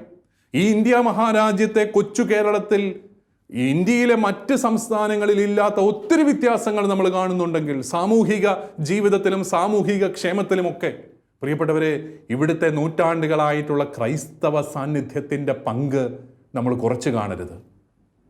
നമ്മൾ ഈ സമൂഹത്തെ ഏതെല്ലാം തരത്തിൽ സ്വാധീനിക്കാമോ അത് വിദ്യാഭ്യാസം കൊണ്ടും ആരോഗ്യ പരിരക്ഷ കൊണ്ടുമൊക്കെ സ്വാധീനിക്കാവുന്നതിൻ്റെ പരമാവധി നമ്മൾ സ്വാധീനിച്ചിട്ടുണ്ട്. നേഴ്സിംഗ് എന്ന് പറയുന്ന ഈ പ്രൊഫഷൻ ഏറ്റവും സിസ്റ്റമാറ്റിക് ആക്കാൻ ഏറ്റവും കൂടുതൽ സഹായിച്ചത് നമ്മുടെ കന്യാസ്ത്രീകളാണ്. നിങ്ങൾക്ക് ചരിത്രം അറിയാമെന്ന് ഞാൻ വിചാരിക്കുന്നു. 1906 അന്നത്തെ തിരുവിതാംകൂർ രാജാവ് മൂലം തിരുനാൾ രാമവർമ്മ രാജാവ് അദ്ദേഹത്തിൻ്റെ സുഹൃത്തായിരുന്ന കൊല്ലം ബിഷപ്പ് ബെൻസിഗർ തിരുമേനിയുടെ അടുത്ത് ഒരു ആവശ്യം വയ്ക്കുകയാണ്. അദ്ദേഹത്തിന് കന്യാസ്ത്രീകളെ വേണം. എവിടേക്കാണ്? തിരുവനന്തപുരം ജനറൽ ആശുപത്രിയിലും കൊല്ലത്തെ ജില്ലാ ആശുപത്രിയിലും സിസ്റ്റേഴ്സിൻ്റെ സേവനം കിട്ടുമോ? വളരെ വ്യത്യസ്തമായ, വളരെ വിചിത്രമായ ഒരാവശ്യം കൊല്ലത്തെ ബെൻസിഗർ തിരുമേനിയുടെ അടുക്കൽ ഈ മൂലം തിരുനാൾ രാജാവ് വയ്ക്കുന്നു. ബെൻസിഗർ തിരുമേനി സ്വിറ്റ്സർലൻഡുകാരനായിരുന്നു. അദ്ദേഹം സ്വിറ്റ്സർലൻഡിലെ ഹോളി ക്രോസ് സന്യാസ സമൂഹത്തോട് അത് അപേക്ഷിച്ചു. അവർ ആദ്യം 8 കന്യാസ്ത്രീകളെ അയക്കുകയാണ്. 4 പേര് തിരുവനന്തപുരത്ത് ജനറൽ ആശുപത്രിയിലും 4 പേര് കൊല്ലത്തെ ആശുപത്രിയിലും. ക്ഷയരോഗികളെയൊക്കെ പരിചരിക്കാൻ പ്രത്യേക പരിശീലനം കിട്ടിയ ഈ കന്യാസ്ത്രീകൾ അവർ വന്ന് ഇവിടുത്തെ ആൾക്കാർക്ക് പരിശീലനം കൊടുത്ത് നേഴ്സിംഗ് എന്ന് പറയുന്ന BSc നേഴ്സിംഗിൻ്റെ ആ ഒരു ക്രമീകരണം പോലും ഏറ്റവും വ്യക്തമാക്കുന്നതിലൊക്കെ അവരുടെ സംഭാവനകൾ. അവർക്കായിട്ട് രാജാവ് ആശുപത്രി ക്യാമ്പസിൽ തന്നെ കോൺവെൻറ്റ് പണിത് കൊടുത്തു എന്ന് പറയുന്നവരുമുണ്ട്. അപ്പോൾ പ്രിയപ്പെട്ടവരെ, ഇങ്ങനെയെല്ലാം നമ്മുടെ സമൂഹത്തെ പല രീതിയിൽ സ്വാധീനിച്ചവരാണ് നമ്മുടെ സമർപ്പിതരും നമ്മുടെ വൈദികരും മെത്രാന്മാരുമൊക്കെ. ഈ സമൂഹത്തിന് മുഴുവൻ വെളിച്ചത്തിൻ്റെ അനുഭവം കൊടുത്തവരാണ്. നമുക്ക് പക്ഷേ ആ ഒരു അഭിമാന ബോധമുണ്ടോ സഭയെക്കുറിച്ച്? രാവിലെ മുതൽ വൈകുന്നേരം വരെ സഭയുടെ കുറവുകൾ മാത്രം നോക്കി സഭയെ നവീകരിക്കാനായിട്ട് ആഗ്രഹിക്കുന്ന ആത്മാർത്ഥതയുള്ളവരും ഇല്ലാത്തവരുമായ ആൾക്കാർ ഒത്തിരിയുണ്ട്. അവർ ശ്രമിച്ചോട്ടെ, കുഴപ്പമില്ല, സഭയ്ക്ക് എപ്പോഴും നന്നാകാമല്ലോ. പക്ഷേ ഉള്ള നന്മകളെ തമസ്കരിച്ചു കൊണ്ടാവരുത്. നമുക്ക് ഈ അഭിമാന ബോധമുണ്ടാകുമ്പോൾ സഭയുടെ ചരിത്രത്തെക്കുറിച്ചും ചരിത്രത്തിലൂടെ സഭയുടെ സമൂഹത്തിൻ്റെ പരിവർത്തനത്തിന് സഭ ഹേതുവായതിൻ്റെ നേർസാക്ഷ്യങ്ങൾ മനസ്സിലാക്കുമ്പോഴും നമുക്കുണ്ടാവേണ്ട ഒരു അടുപ്പം സഭയോട്, എൻ്റെ സഭ അഭിമാനം, എൻ്റെ സഭ എൻ്റെ അഭിമാനം എന്നുള്ള ആ ഒരു ബോധ്യത്തിലേക്കൊക്കെ കടന്നു വരുമ്പോഴാണ് നമുക്ക് പുറമേ നിന്നുള്ള ആക്രമണങ്ങളെ പ്രതിരോധിക്കാനായിട്ട് സാധിക്കുക. എനിക്കൊരു കാര്യം ഉറപ്പാണ്, വിശ്വാസത്തിൻ്റെ ജ്വാല ലഭിച്ചവന്, വിശ്വാസത്തെക്കുറിച്ച് അഭിമാന ബോധമുള്ളവനെ തകർക്കാനും തളർത്താനും ഈ ലോകത്ത് ഒരു ശക്തിക്കും സാധിക്കുകയില്ല. കാരണം അവനിലുള്ളത് ദൈവിക ശക്തിയാണ്, പരിശുദ്ധാത്മാവിൻ്റെ ശക്തിയാണ്. അതുകൊണ്ടാണ് എന്തെല്ലാം പ്രശ്നങ്ങളുണ്ടായിട്ടും കോവിഡ് വന്നപ്പോൾ നിരീശ്വരവാദികളെല്ലാം ആർമാദിക്കുകയല്ലായിരുന്നോ? പള്ളിയെല്ലാം പൂട്ടിയേ, കുർബാനയെല്ലാം നിർത്തിയേ, എന്നിട്ട് എന്താ സംഭവിച്ചേ? ആകാശം ഇടിഞ്ഞ് താഴെ വീണില്ലല്ലോ. അവരെ എല്ലാം അത്ഭുതപ്പെടുത്തിക്കൊണ്ടാണ് ജനങ്ങളെല്ലാം ദേവാലയത്തിലേക്ക് തിരികെ വരികയാണ് പള്ളി തുറന്നപ്പോൾ. കാരണം അവർക്കറിയാം, അവർക്ക് കോവിഡിൻ്റെ ഭൗതികമായ സാഹചര്യങ്ങളെ കുറച്ചൊക്കെ മാറ്റാനായിട്ട് ഭരണകൂടങ്ങൾക്ക് സാധിച്ചേക്കും. പക്ഷേ ജീവിക്കാൻ ഒരു കാരണം കൊടുക്കാൻ അവരുടെ ദൈവവിശ്വാസത്തിന് മാത്രമേ സാധിക്കത്തുള്ളൂ. ജീവിക്കാൻ ഒരു കാരണം കൊടുക്കാൻ അവരുടെ ദൈവത്തിനെ സാധിക്കത്തുള്ളൂ. അതുകൊണ്ടാണ് ദൈവത്തിൻ്റെ അടുക്കലേക്ക് അവർ വരുന്നത്. പ്രാർത്ഥിക്കുന്ന മനുഷ്യൻ ഏത് സാഹചര്യത്തിലും പിടിച്ചു നിൽക്കുകയാണ്. പ്രാർത്ഥിക്കാത്തവനാണ് നിരാശനായി എല്ലാം നഷ്ടപ്പെടുത്തുന്നത്. അതുകൊണ്ട് തന്നെ പ്രിയപ്പെട്ടവരെ, നമ്മുടെ സഭയെ ശരിയായിട്ട് നമ്മൾ അറിയണം. നമ്മുടെ സഭകൾ ദൈവാരാധന നടത്തുമ്പോൾ ദൈവാരാധനയുടെ സ്വാഭാവികമായ ഒരു തുടർച്ചയാണ് സാമൂഹികമായ ഉന്നമനത്തിനായിട്ട് സഭകൾ ശ്രദ്ധിക്കുന്നത്. അൾത്താരയിലെ ബലി അവസാനിക്കുന്നിടത്ത് ജീവിതത്തിലെ ബലി ആരംഭിക്കുന്നു എന്ന് പറയാറുണ്ടല്ലോ. അതുകൊണ്ടാണ് നമ്മൾ പള്ളിയോടൊപ്പം പള്ളിക്കൂടങ്ങൾ തുറന്നത്, കാരുണ്യ ഭവനങ്ങൾ. നമ്മുടെയൊക്കെ കാരുണ്യ ഭവനങ്ങളിൽ, നമ്മുടെ സിസ്റ്റേഴ്സ് മാത്രം നടത്തുന്ന കാരുണ്യ ഭവനങ്ങളിൽ, ഇടവകൾ നടത്തുന്ന കാരുണ്യ ഭവനങ്ങളിൽ എത്ര ഭിന്നശേഷിക്കാരായ മക്കൾ, ഉപേക്ഷിക്കപ്പെട്ട അച്ചായന്മാർ, അമ്മച്ചിമാർ, അതുപോലെ ശാരീരിക വൈകല്യം വന്ന കുഞ്ഞുങ്ങൾ, ഇവരെയൊക്കെ സ്വന്തമെന്നതുപോലെ നെഞ്ചോട് ചേർത്ത് പിടിച്ച് വളർത്തുന്ന അമ്മമാർ, ഉപേക്ഷിക്കപ്പെട്ട കുഞ്ഞുങ്ങളെയൊക്കെ വളർത്തുന്ന നമ്മുടെ സിസ്റ്റേഴ്സ്, അവരുടെയൊക്കെ നന്മ നമ്മൾ തിരിച്ചറിയുന്നുണ്ടോ? അതുപോലെ തെരുവോരങ്ങളിൽ ഉപേക്ഷിക്കപ്പെട്ട കുട്ടികളില്ലാതെ പോകുന്നതിൻ്റെ കാരണം അവർക്കായിട്ട് ബാലികാ ഭവനുകളും ബാലഭവനങ്ങളും എല്ലാം തുറക്കാൻ സഭയ്ക്ക് സാധിച്ചു. അതൊന്നും രണ്ടുമല്ല, 100 കണക്കിനാണ് ഇവിടെ പ്രവർത്തിക്കുക. അവിടെയൊന്നും മതപരിവർത്തനമല്ല നടത്തുന്നത്. അവിടെയെല്ലാം മെച്ചപ്പെട്ട വിദ്യാഭ്യാസം കൊടുത്ത്, നല്ല മൂല്യബോധം കൊടുത്ത്, ആ മക്കൾക്ക് നഷ്ടപ്പെട്ട മാതൃത്വത്തിൻ്റെ വാത്സല്യം കൊടുത്ത് അവരെയെല്ലാം സമൂഹത്തിലേക്ക് പറഞ്ഞയക്കുകയാണ്. നമുക്കിപ്പോൾ നോർത്ത് ഇന്ത്യയിലെല്ലാം നമ്മളെ എല്ലാ തരത്തിലും ഉപദ്രവിക്കാനായിട്ട് ആസൂത്രിതമായ പ്രചരണം നടത്തുന്നു. നമ്മൾ നിർബന്ധിത മതപരിവർത്തനം നടത്തുന്നു എന്നാണ്. പ്രിയപ്പെട്ടവരെ, നിർബന്ധിത മതപരിവർത്തനം പോലെ യുക്തിരഹിതമായ ഒരു വാക്ക് തന്നെയില്ല. ആർക്കും മതം എന്ന് പറയുന്നത് ഒരുവൻ്റെ അഭിപ്രായമാണ്. അതാർക്കും നിർബന്ധിച്ച് മാറ്റാനായിട്ടാവില്ല. വിശ്വാസമൊന്നും ആർക്കും നിർബന്ധിച്ച് മാറ്റാൻ പറ്റുകയില്ല. അത് ക്രൈസ്തവ സഭകൾ ഒരിക്കലും ചെയ്തിട്ടില്ല. ചെയ്തിരുന്നെങ്കിൽ നമ്മൾ ഒരിക്കലും 2.3% ഒതുങ്ങുകയില്ലായിരുന്നു. നമ്മുടെ എല്ലാ വിദ്യാലയങ്ങളിലും നാനാജാതി മതസ്ഥർ പഠിച്ചിറങ്ങുന്നു. അവർക്ക് കുറച്ച് ക്രൈസ്തവ മൂല്യങ്ങളും മാനുഷിക മൂല്യങ്ങളും പകർന്നു കൊടുക്കാൻ നമ്മൾ ശ്രമിച്ചിട്ടുണ്ട്. പക്ഷേ വിശ്വാസത്തിലേക്ക് കടന്നു വരിക എന്ന് പറയുന്നത് ഒരുവനിൽ ദൈവത്തിൻ്റെ പ്രേരണയുണ്ടാകുമ്പോൾ അവൻ ചെയ്യുന്ന കാര്യമാണ്. ദൈവം ഒരുവനെ പ്രേരിപ്പിക്കുകയാണ് വിശ്വാസത്തിലേക്ക് കടന്നു വരാൻ. അതിനുള്ള സൗകര്യങ്ങൾ മാത്രം ചെയ്തു കൊടുക്കാനേ നമുക്ക് സാധിക്കുന്നുള്ളൂ. അതുകൊണ്ടാണ് ഇവരൊക്കെ ഇത്രമാത്രം നമ്മളെ ഇങ്ങനെയൊക്കെ അപഹസിച്ചിട്ട് നമുക്കറിയാം, ഇവർ ഈ പറയുന്നത് പോലെ 1000കണക്കിനോ 10,000കണക്കിനോ ആൾക്കാരൊന്നും നമ്മുടെ സഭയിലേക്ക് വന്ന് ചേരുന്നുവൊന്നുമില്ല. പക്ഷേ നമ്മളിപ്പോഴും ഒരു ന്യൂനപക്ഷമായിരുന്നു കൊണ്ട് തന്നെ ഈ പൊതുസമൂഹത്തിന് വലിയ ശുശ്രൂഷകൾ ചെയ്തുകൊണ്ടിരിക്കുകയാണ്. അത് ഇന്നും ചെയ്യുന്നു, നാളെയും അത് ചെയ്യും. അതാരൊക്കെ എന്തു പറഞ്ഞാലും നമ്മളത് ചെയ്യും. കാരണം നമ്മുടെ വിശ്വാസം നമ്മളെ അതിനെ നിർബന്ധിക്കുന്നു. കാരുണ്യം കാട്ടുവാൻ നമ്മളെ നിർബന്ധിക്കുന്ന വിശ്വാസമാണ് നമ്മുടെ ക്രൈസ്തവ വിശ്വാസം.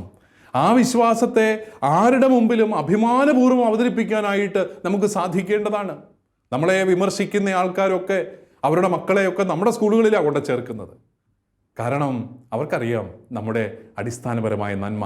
ചാനലുകളിലിരുന്ന് അവൻ നമ്മളെ ഭർസിച്ചാലും, ചാനലുകളിലിരുന്ന് അവൻ നമ്മുടെ സഭയെക്കുറിച്ച് സർവമാന തെറ്റിദ്ധാരണകളും മനഃപൂർവ്വം പരത്തിയാലും അവനറിയാം അവരുടെയൊക്കെ കുടുംബാംഗങ്ങൾ പോലും സഭയുടെ സ്ഥാപനങ്ങളിലൊക്കെ വളരെ മാന്യമായി ജോലി ചെയ്യുകയും ജീവിക്കുകയും ചെയ്യുന്നുണ്ടെന്നും അവർക്കൊക്കെ ഏറ്റവും സുരക്ഷിതമായ ഇടമാണ് നമ്മുടെ സഭാ സ്ഥാപനങ്ങളെന്നും അവർക്കറിയാം എന്നുള്ളതാണ് വാസ്തവം.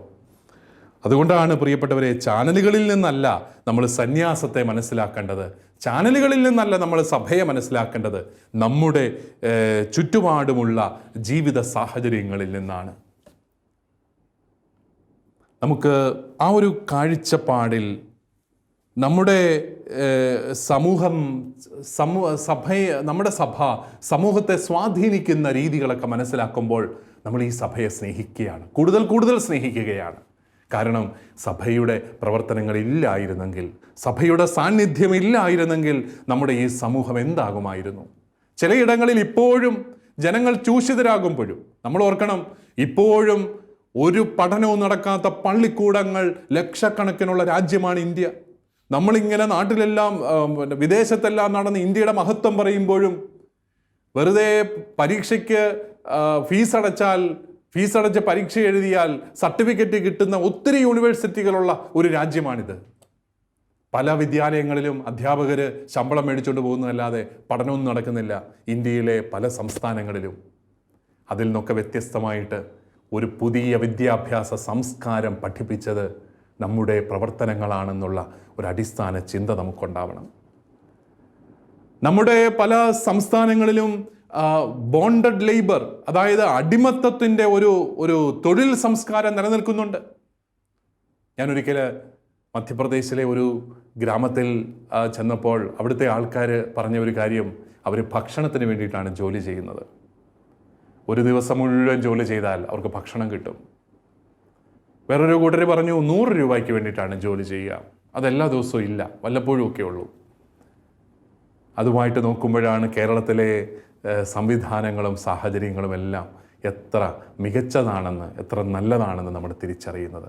അവിടെ പല ഘടകങ്ങളുണ്ട്, പക്ഷേ സഭയുടെ നിലപാടുകളും സഭയുടെ സേവനവും ശുശ്രൂഷകളും ഈ രാജ്യത്തെ ജനങ്ങൾക്ക് വിദ്യാഭ്യാസത്തിൻ്റെ വെളിച്ചം കൊടുക്കാനായിട്ട് സഭ നടത്തിയ പരിശ്രമങ്ങളും മാനുഷികമായ മഹത്വത്തിനനുസൃതമായി ദൈവത്തിൻ്റെ ഛായയിലും സാദൃശ്യത്തിലും സൃഷ്ടിക്കപ്പെട്ട മനുഷ്യൻ ആ മഹത്വത്തോടു കൂടി ജീവിക്കണമെന്ന സഭയുടെ നിർബന്ധങ്ങളുമെല്ലാം ഏതെല്ലാം തരത്തിൽ ഈ സമൂഹത്തെ സ്വാധീനിച്ചിട്ടുണ്ട് എന്നുള്ളത് നമ്മൾ ചിന്തിക്കണം.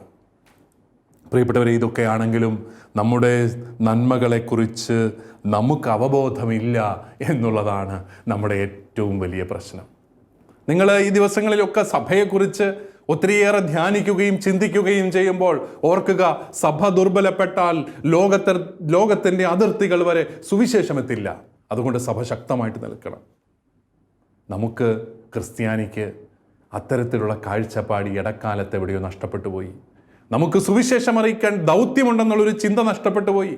സഭ ശക്തമായിട്ട് നിലനിന്നില്ലെങ്കിൽ കർത്താവ് ഈശോ മിശിഹായുടെ ഈ വിമോചനത്തിൻ്റെ സുവിശേഷം ലോകത്തെങ്ങും എത്തത്തില്ല എന്നുള്ളൊരു തിരിച്ചറിവ് നമുക്ക് നഷ്ടപ്പെട്ടു പോയി. അച്ഛന്മാരും കന്യാസ്ത്രീകളും ഒക്കെ അങ്ങ് സുവിശേഷം പ്രസംഗിച്ചോട്ടെ, ഞങ്ങൾ ഞങ്ങളുടേതായ മാർഗത്തിലൂടെ അങ്ങ് ജീവിച്ചോളാം എന്നുള്ള നിലയിലേക്ക് നമ്മൾ മാറിയിട്ടുണ്ട്. അതുകൊണ്ട് എന്താ സംഭവിക്കുക?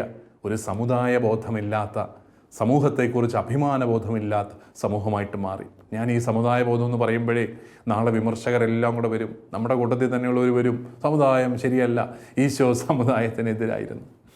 പക്ഷേ ഈശോ 12 പേരുടെ ഒരു കൂട്ടത്തെ ഒരുമിച്ച് കൂട്ടി, മാമോദീസായിലൂടെ വേർതിരിക്കപ്പെട്ട ഒരു സമൂഹത്തെ ഒരുമിച്ച് കൂട്ടി, അവരിലൂടെ ലോകത്തെ വിശുദ്ധീകരിക്കാൻ അവിടുന്ന് കൂദാശകൾ തന്നു. ഇതെല്ലാം നമ്മൾ അംഗീകരിക്കുന്നു. നമ്മൾ പറയുന്നത് വംശീയമായ ഒരു സമുദായത്തെക്കുറിച്ചോ വർഗബോധത്തെക്കുറിച്ചോ ഒന്നുമല്ല. വിശ്വാസികൾക്ക് വിശ്വാസികളുടെ സമൂഹത്തെക്കുറിച്ച് അഭിമാനബോധം ഉണ്ടാവണം. അതാണ് സമുദായബോധം. സമുദായബോധം അഭിമാനബോധമാണ്, വർഗീയത അപകർഷതയിൽ നിന്ന് വരുന്നതാണ്. അതുകൊണ്ട് ഈ ഒരു അഭിമാനബോധം, സമുദായ ബോധത്തിൽ നിറഞ്ഞ് സഭയെ ശക്തിപ്പെടുത്താനുള്ള, നമ്മുടെ സമൂഹത്തെ ശക്തിപ്പെടുത്താനുള്ള കടപ്പാട് നമുക്ക് ഓരോരുത്തർക്കും ഉണ്ട് എന്ന് നമ്മൾ തിരിച്ചറിയണം. പ്രിയപ്പെട്ടവരെ, സഭയ്ക്ക് എതിരെയുള്ള ആക്രമണങ്ങളെക്കുറിച്ച് നമ്മൾ ജാഗ്രത പാലിക്കുമ്പോൾ നമ്മൾ ഓർക്കണം, എന്നും ഈ ആക്രമണങ്ങൾ ഉണ്ടായിരുന്നു, ഈ നാളെ കൂടത്തേയുള്ളൂ. നമ്മുടെ ഇടയിൽ വീഴ്ചകൾ ഇനിയും ഉണ്ടായിക്കൊണ്ടിരിക്കും. കാരണം മനുഷ്യരാണല്ലോ നമ്മളെല്ലാം. ഈ വീഴ്ചകളെ പർവ്വതീകരിക്കാൻ ആൾക്കാർ കാത്തിരിക്കുകയും ചെയ്യും, യാതൊരു സംശയവുമില്ല. അതിന് നമ്മൾ ഒരുങ്ങിയിരിക്കുക എന്നുള്ളത് മാത്രമേ ഉള്ളൂ. വ്യക്തികളുടെ വീഴ്ചകൾക്കപ്പുറത്താണ് ഈശോ മിശിഹ സഭയിലൂടെ നൽകുന്ന രക്ഷ എന്ന വലിയ ബോധ്യത്തിൽ നിറയുക എന്നുള്ളത് മാത്രമാണ് ഏറ്റവും കരണീയമായ കാര്യം. വ്യക്തികളുടെ വീഴ്ചയെ ആഘോഷിക്കുന്നവർ മനുഷ്യത്വമില്ലാത്തവരായി മാറുന്നു എന്നുള്ളത് കൂടി നമ്മൾ തിരിച്ചറിയുക. നമ്മളെക്കുറിച്ച് തെറ്റിദ്ധാരണകൾ പരത്തി നമ്മുടെ ഗവൺമെൻറ്റുകളിലും ഒക്കെ, അതുപോലെ നമ്മുടെ വൈദിക ഭവനങ്ങളിലുമെല്ലാം അധാർമികമായ കാര്യങ്ങൾ സംഭവിക്കുന്നൊക്കെ കരുതി അത് തന്നെ പറഞ്ഞ് പൊതുജനത്തിൻ്റെ മനസ്സിലെല്ലാം നമ്മളെക്കുറിച്ച് തെറ്റിദ്ധാരണകൾ പരത്തി അവസാനം നീതിപീഠങ്ങളെപ്പോലും തെറ്റിദ്ധരിപ്പിച്ച് അത്തരത്തിലുള്ള വിധിവാചകങ്ങൾ വരെ വന്ന് നിഷ്കളങ്കര് ജയിലിൽ കിടക്കുന്ന സാഹചര്യങ്ങൾ പോലും ഉണ്ടാകുമ്പോൾ പ്രിയപ്പെട്ടവരെ ഓർക്കണം, ഇതെല്ലാം ഈശോ പറഞ്ഞിരുന്നതാണ്. ഈശോ നമ്മളോട് പറഞ്ഞിരുന്ന കാര്യങ്ങളൊക്കെ തന്നെയാണിത്. മത്തായിയുടെ സുവിശേഷത്തിൽ 5-ാമത്തെ അധ്യായത്തിൽ സുവിശേഷ ഭാഗ്യങ്ങളെക്കുറിച്ച് പറഞ്ഞിട്ട് പറയുന്ന ഒരു കാര്യമുണ്ട്. 11-ാമത്തെ വാക്യം, എന്നെ പ്രതി മനുഷ്യർ നിങ്ങളെ അവഹേളിക്കുകയും പീഡിപ്പിക്കുകയും എല്ലാവിധ തിന്മകളും നിങ്ങൾക്കെതിരെ വ്യാജമായി പറയുകയും ചെയ്യുമ്പോൾ നിങ്ങൾ ഭാഗ്യവാന്മാർ, നിങ്ങൾ ആനന്ദിച്ച് ആഹ്ലാദിക്കുവിൻ. സ്വർഗത്തിൽ നിങ്ങളുടെ പ്രതിഫലം വലുതായിരിക്കും. നിങ്ങൾക്ക് മുമ്പുണ്ടായിരുന്ന പ്രവാചകരെയും അവർ ഇപ്രകാരം പീഡിപ്പിച്ചിട്ടുണ്ട്. നിഷ്കളങ്കരെ സഹിക്കുമ്പോൾ നമുക്കെല്ലാം അതൊരു വലിയ വേദനയാണ്. നിഷ്കളങ്കനെ ക്രൂശിച്ച് കഴിയുമ്പോൾ ജനക്കൂട്ടത്തിൻ്റെ ഭാഗം കഴിഞ്ഞു. അവനെ ക്രൂശിക്കുക, അവനെ ക്രൂശിക്കുക എന്ന് ആർത്തലച്ച് അവനെ ക്രൂശിച്ച് കഴിഞ്ഞപ്പോൾ പിന്നെ ജനക്കൂട്ടം അപ്രത്യക്ഷമാവുകയാണ്. ജനക്കൂട്ടത്തിന് പിന്നെ റോളില്ല. പക്ഷേ ക്രൂശിക്കപ്പെട്ടവന് അവൻ നിഷ്കളങ്കനാണ്, അവൻ്റെ ജീവിതം പോവുകയാണ് എന്നുള്ളൊരു ചിന്ത അവന് വരുന്നില്ല. കർത്താവ് ആ നിഷ്കളങ്കൻ്റെ സഹനത്തെയാണ് ലോകത്തിൻ്റെ രക്ഷയ്ക്ക് വേണ്ടിയിട്ട് ഉപയോഗിച്ചത് എന്ന് തിരിച്ചറിയുമ്പോൾ, പ്രിയപ്പെട്ടവരെ, സഹനത്തെ ആഴത്തിൽ മനസ്സിലാക്കാൻ നമുക്ക് സാധിക്കുകയാണ്. എനിക്കൊരു കാര്യം ഉറപ്പാണ്, സഹിക്കുന്ന നിഷ്കളങ്കന് സഹിക്കാൻ കർത്താവ് കൃപ കൊടുക്കുന്നുണ്ട്. നമ്മളൊക്കെ നോക്കി നിൽക്കുമ്പോൾ വേദനാജനകമായിട്ട് തോന്നാമെങ്കിലും സഹിക്കുന്നവന് ദൈവം നിരന്തരമായിട്ട് കൃപ കൊടുക്കുന്നുണ്ട്. 2, സഹനത്തിലൂടെ മാത്രമേ ദൈവം ലോകത്തെ രക്ഷിക്കത്തുള്ളൂ. ഈശോയുടെ ജീവിതത്തിൽ നമുക്ക് കാണാനായിട്ട് സാധിക്കും, അവിടുത്തെക്കുറിച്ച് എന്തെല്ലാം തെറ്റിദ്ധാരണകൾ അവർ വച്ചു പുലർത്തി. മത്തായിയുടെ സുവിശേഷം 11-ാമത്തെ അധ്യായം 16 മുതലുള്ള വാക്യങ്ങളിൽ കർത്താവ് തന്നെ പറയുന്നുണ്ടല്ലോ, ഈ തലമുറയെ എന്തിനോടാണ് ഞാൻ ഉപമിക്കുക? ചന്തസ്ഥലത്തിരുന്ന് കൂട്ടുകാരെ വിളിച്ച്, ഞങ്ങൾ നിങ്ങൾക്ക് വേണ്ടി കുഴലൂതി എങ്കിലും നിങ്ങൾ നൃത്തം ചെയ്തില്ല, ഞങ്ങൾ വിലാപഗാനം ആലപിച്ചു എങ്കിലും നിങ്ങൾ വിലപിച്ചില്ല എന്ന് പറയുന്ന കുട്ടികൾക്ക് സമാനമാണ് ഈ തലമുറ. യോഹന്നാൻ ഭക്ഷിക്കാത്തവനും പാനം ചെയ്യാത്തവനുമായി വന്നു, അവൻ പിശാചുബാധിതനാണെന്ന് അപ്പോൾ അവർ പറയുന്നു. മനുഷ്യപുത്രൻ ഭക്ഷിക്കുന്നവനും പാനം ചെയ്യുന്നവനുമായി വന്നു, അപ്പോൾ അവർ പറയുന്നു, ഇതാ ഭോജനപ്രിയനും വീഞ്ഞുകുടിയനും ചുങ്കക്കാരുടെയും പാപികളുടെയും സ്നേഹിതനുമായ മനുഷ്യൻ. എങ്കിലും ജ്ഞാനം അതിൻ്റെ പ്രവൃത്തികളാൽ നീതീകരിക്കപ്പെട്ടിരിക്കുന്നു. എന്തു ചെയ്താലും അതിനെ തെറ്റിദ്ധരിപ്പിക്കുവാൻ, അതിനെ വിമർശിക്കുവാൻ ശക്തികളുണ്ട്. കർത്താവിന് ആ രീതിയിലായിരുന്നല്ലോ. ആദ്യം പറഞ്ഞു, ഇവൻ ആരാ? തച്ചൻ്റെ മോനല്ലേ? നസറത്തിൽ നിന്ന് നന്മ വല്ലതും വരുമോ? മുൻവിധികളാണ്. ആദ്യമേ മുൻവിധികളാണ്. സഭയെക്കുറിച്ചും അത് തന്നെയാണ്. മുൻവിധികൾ ഉണ്ടാക്കി വെച്ചിരിക്കുകയാണ്.